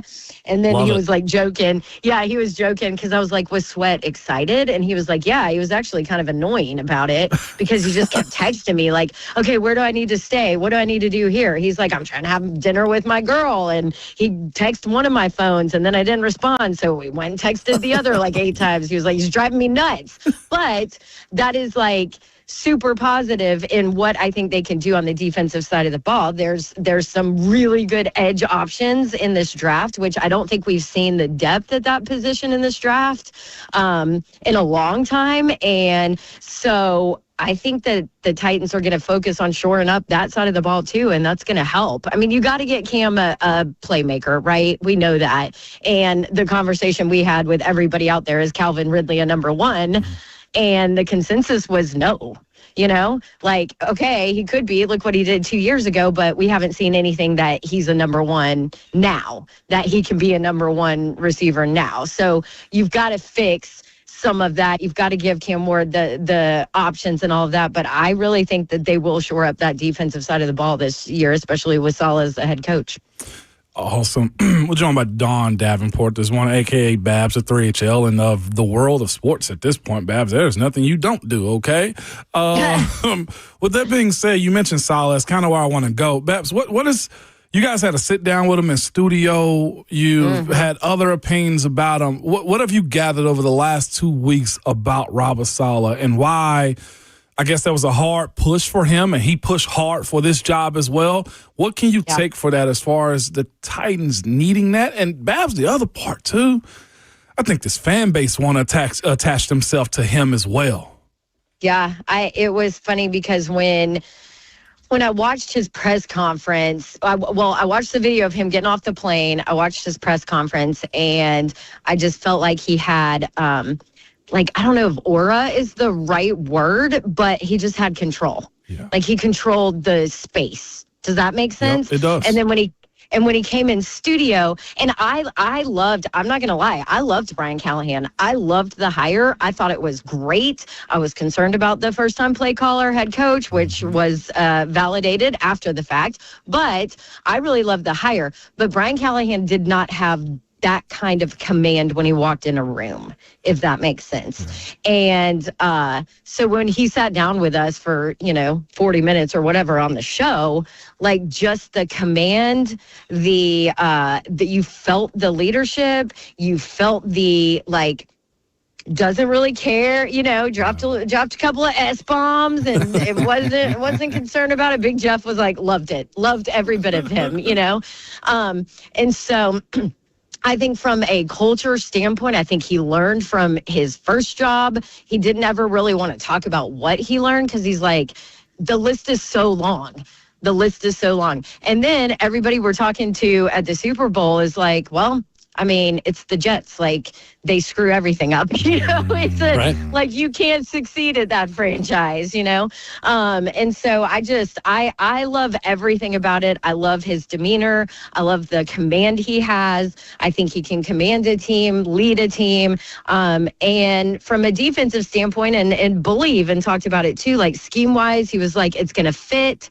And players play for him. And that goes back to what Big Jeff heard from numerous people across the league. And he was name dropping during our show of legit defensive guys who were like, man, you're going to love, Saleh. You're going to love what he does. You're going to love what he brings. And you're going to love what he demands of his players and his team. And not to compare, but I don't think Callahan was that personality, if that makes sense. Yeah. And so I feel like that is something that this franchise needs right now, because if you look at it, who are your leaders, right? I mean, I would say last year probably wasn't Big Jeff. He wasn't the leader that he needed to be. I feel like he has transformed more than any player I think I've chatted with in my time here covering the Titans, just maturity-wise. And I think now he's ready to be that leader, and it's going to be easier for him with a guy like Robert Saleh in charge. If I'm not mistaken, you got an opportunity to meet your guy, your legend, Bo. Bo knows, baby. Bo knows 3HL now. Yeah. Yes, he does. And he walked up. So here's the backstory, okay? So they all have PR people, right? Mm-hmm. So Bo's PR person is one of our great friends, Jimmy Shapiro. We love him. Yep. And so he had Bo on his list. And I was like, we want Bo. And he's like, nah, you're probably not going to get Bo. He's doing, he's doing all the national shows, whatever. Probably not going to get him. And I'm like, oh no, we're getting him. So I sent my high school and college volleyball pictures wearing 34 for Bo Jackson at Auburn. And I was like, we have to get him. Like, I wore 34 for Bo. I had the poster on my wall. Like, I'm obsessed with Bo Jackson, like fellow Auburn Tiger. So Jimmy was like, all right, I'll ask or whatever. So Bo walks over and he's like, where's my Auburn girl? Is this my Auburn girl? I'm like, oh, hell yes. Nice. So it was great, but it was interesting too. Like, he is super passionate now about pushing like men's health and getting screenings and all that, because he broke the news while he was there that he was diagnosed with prostate cancer. And so this is now he was like, I've been put on this earth to make sure that people know, to help people that can't afford screenings or insurance or whatever. Like, this is my new mission, basically. So he's amazing. But then, the football stuff with him was even better. So I had heard the 40-time story from my Auburn people, like back in the day, that, he didn't want to run it. He came, he ran it, and like just ran straight out of there and left or whatever. So I had him tell us the real story for the 40. And he was like, yeah, I ran a 4.13. Wow. Oh, my God. At his size. He was like, I know. And he was 222, Ramon. Crazy. I know. 222. So he told this story. He was like, Coach was like, please, all these scouts are here. Just all they want to see is you run the 40. Just run it. And he was like, fine. Didn't want to do it. So he comes to practice or whatever, comes to the indoor bubble at Auburn to run the 40. Well, they have it set up to where it's only like 15 feet past it is like the door at the practice facility. So he's like, I can't run it. Like, that's too close or whatever. So he pulls up short and runs a 4.3. And he pulls up. And so they're like, well, you stopped early and you still ran a 4.3, like run through. And he was like, I tell you what, if you open that door so I don't have to stop, I'll run it again and then I'm out of here. That's it. And they were like, all right. So he was like, the door's never been opened, like in his entire time at Auburn. Like, it's one of those garage doors in the bubble. Yeah. And so they open the door. He runs it, clocks a 4.13, doesn't stop, runs straight out to track practice. Like, runs the 40 and then is gone. Unbelievable. You know what I tell people sometimes, Babs? You're not a bad athlete or not a hard worker. You just don't have good genetics. That's right. And he had both. He was a hard worker and he had good genetics. He had both, Babs. Yeah. Exactly. I mean, amazing. It's unbelievable. I mean, this wasn't on air, but he told me, like, he could have been a quarterback. Like, he could throw the football. He was like, but I just like to run in. I was like, okay. Yeah. Pretty good at it. We've all met those type of athletes before. Like, I've met one or two of those dudes, and it's phenomenal. Their mindset, like, they don't even think about that type of stuff. And you watch them, it's just like, why are you great at this as well? Yeah, exactly. You know? Right. Yeah. Well, and then he was talking about, because Mayer brought up, like, because he was talking about that, the touchdown where he ran into the tunnel after? Yes, yeah. So Mayer brought that up. He was like, so was that kind of like your 40? He was like, no. He was like, when I ran, I would just, he was like, I always thought about running from my siblings. Like, so when I was on the football field, I was running from my siblings. He was like, I would always get in trouble as a kid. And so my mom, he was like, I'd get so many beatings. And he said my mom would tell my siblings, go catch him or whatever. So because he's in trouble. And so he was like, so I would just run from my siblings all the time. And that was my mentality on the football field. I'm like, oh my gosh. Amazing. Like, just unreal. That's awesome. Great stuff. Great stuff. And you guys crushed it all last week. We joked last week. Y'all were, when you were like laying out in the sun in Las Vegas hosting a radio show, you're suffering. You're suffering for the Lord out there. Yeah, that's what Mr. Babb said. He's like, oh, I'm so sorry you have to go work for a week. What a rough life you have. He was like, I'll just hold it down here at my 9 to 5. Hold down the fort. Absolutely right. Absolutely right. Don Davenport, 3 to 6, 3HL, ESPN, SEC Network. Appreciate you as always, and great work last week. Appreciate you making the time for us this morning. Yeah, hopefully Zeph puts me on the list this week as far as announcing I'm on the show at my regular spot on Thursdays. Y'all go out of town, and he starts acting different. You're back, baby. You're back. No, don't hype me up now. Thank you, Don. All right. Love you, fools. All right, Bye. you too. Babs. Well, there's Dawn Davenport with us this morning. That's my girl, man. Coming up, we'll wrap up the show after this. The big headline we've not yet mentioned, a former Vol in some big trouble over the weekend. We'll talk about it next.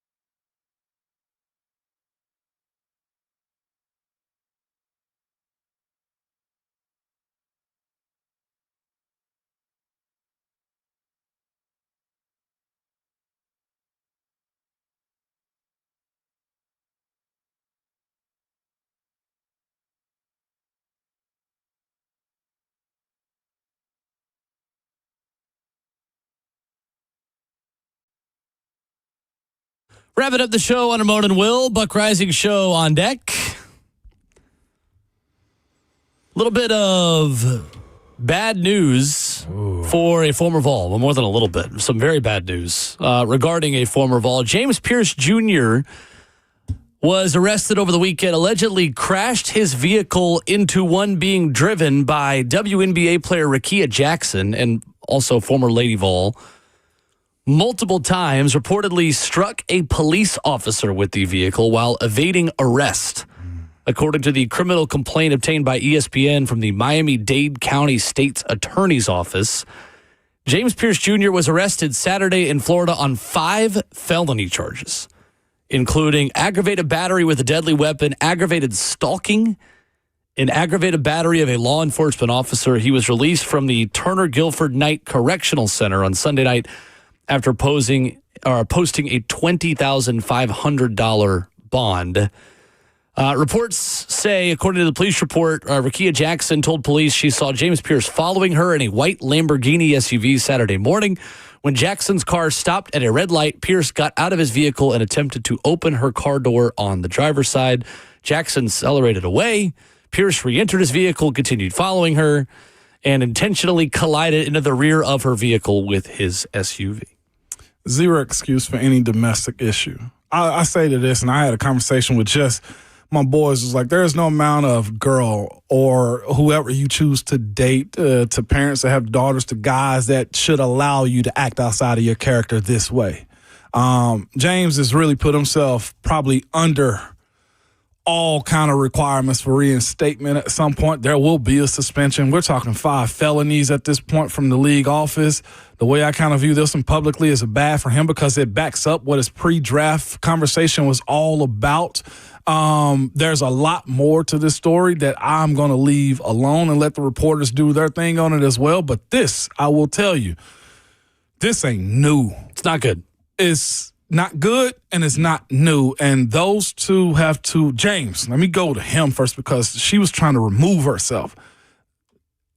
Sir, you got to get a better circle or understanding or therapy. That sucks for anybody in this situation for domestic violence, man. And publicly, I mean, any kind of public or private don't matter.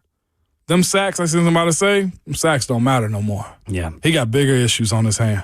2 felony counts of aggravated battery with a deadly weapon and a felony count of aggravated stalking. Other charges include fleeing and eluding police officers, an aggravated battery of a law enforcement officer, also felonies, and a misdemeanor count of resisting an officer without violence to his person.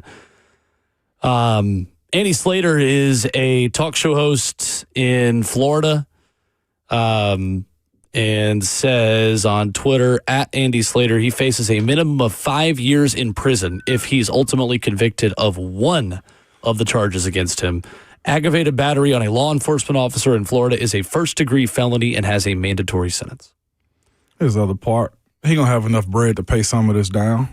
But his reputation to earn more moving forward or to rekindle his relationship with the league and just public perception, boy, better go get 45 sacks in one season. It's significant trouble. Yeah. Significant trouble. And even a report out there saying he's lucky to be alive. No, he is. Yeah. It took 7, I think, police officers to get him restrained. Brother, you don't get those opportunities. No. I'll say this. If that was my son, I'd be like, we need to go pray. Because he's blessed to be alive in that situation right now. Yeah, it's one of those where if this isn't the moment that it takes to correct things and get on a straight and narrow path, then I don't know what is. I'm with you. So hopefully it is that for him. But you hate when some of the pre-draft discussion around players and people like that ultimately ends up being valid. Yeah. And a lot of what came out about James Pierce Jr. leading into last year's NFL draft, this was the red flag on him and his actions off the field. And I hate that a lot of that was proven right. I'm with one of the comments. It's sad. It's very sad. Yeah. It's very sad. For her specifically and more him, because I hope it's awareness of this situation moving forward. Like, you're not bulletproof as an athlete. Yeah. Yeah. Crazy. Literally and figuratively. Back at it tomorrow morning, 6 a.m. The off-season week continues. It's going to be nice today, like 60 degrees outside. You know I love the cold weather. Those final, you do? I'm good. Yeah, over it by this point. Buck Rising Show, Cover 2, Blaine and Zach, 3HL, all a part of the #1 mid-market sports station in the country. The lineup on top 2 and not number 2's station continues after this. No doubt, but remember at all times, your Twitter fingers and your mic. It's always hot, baby.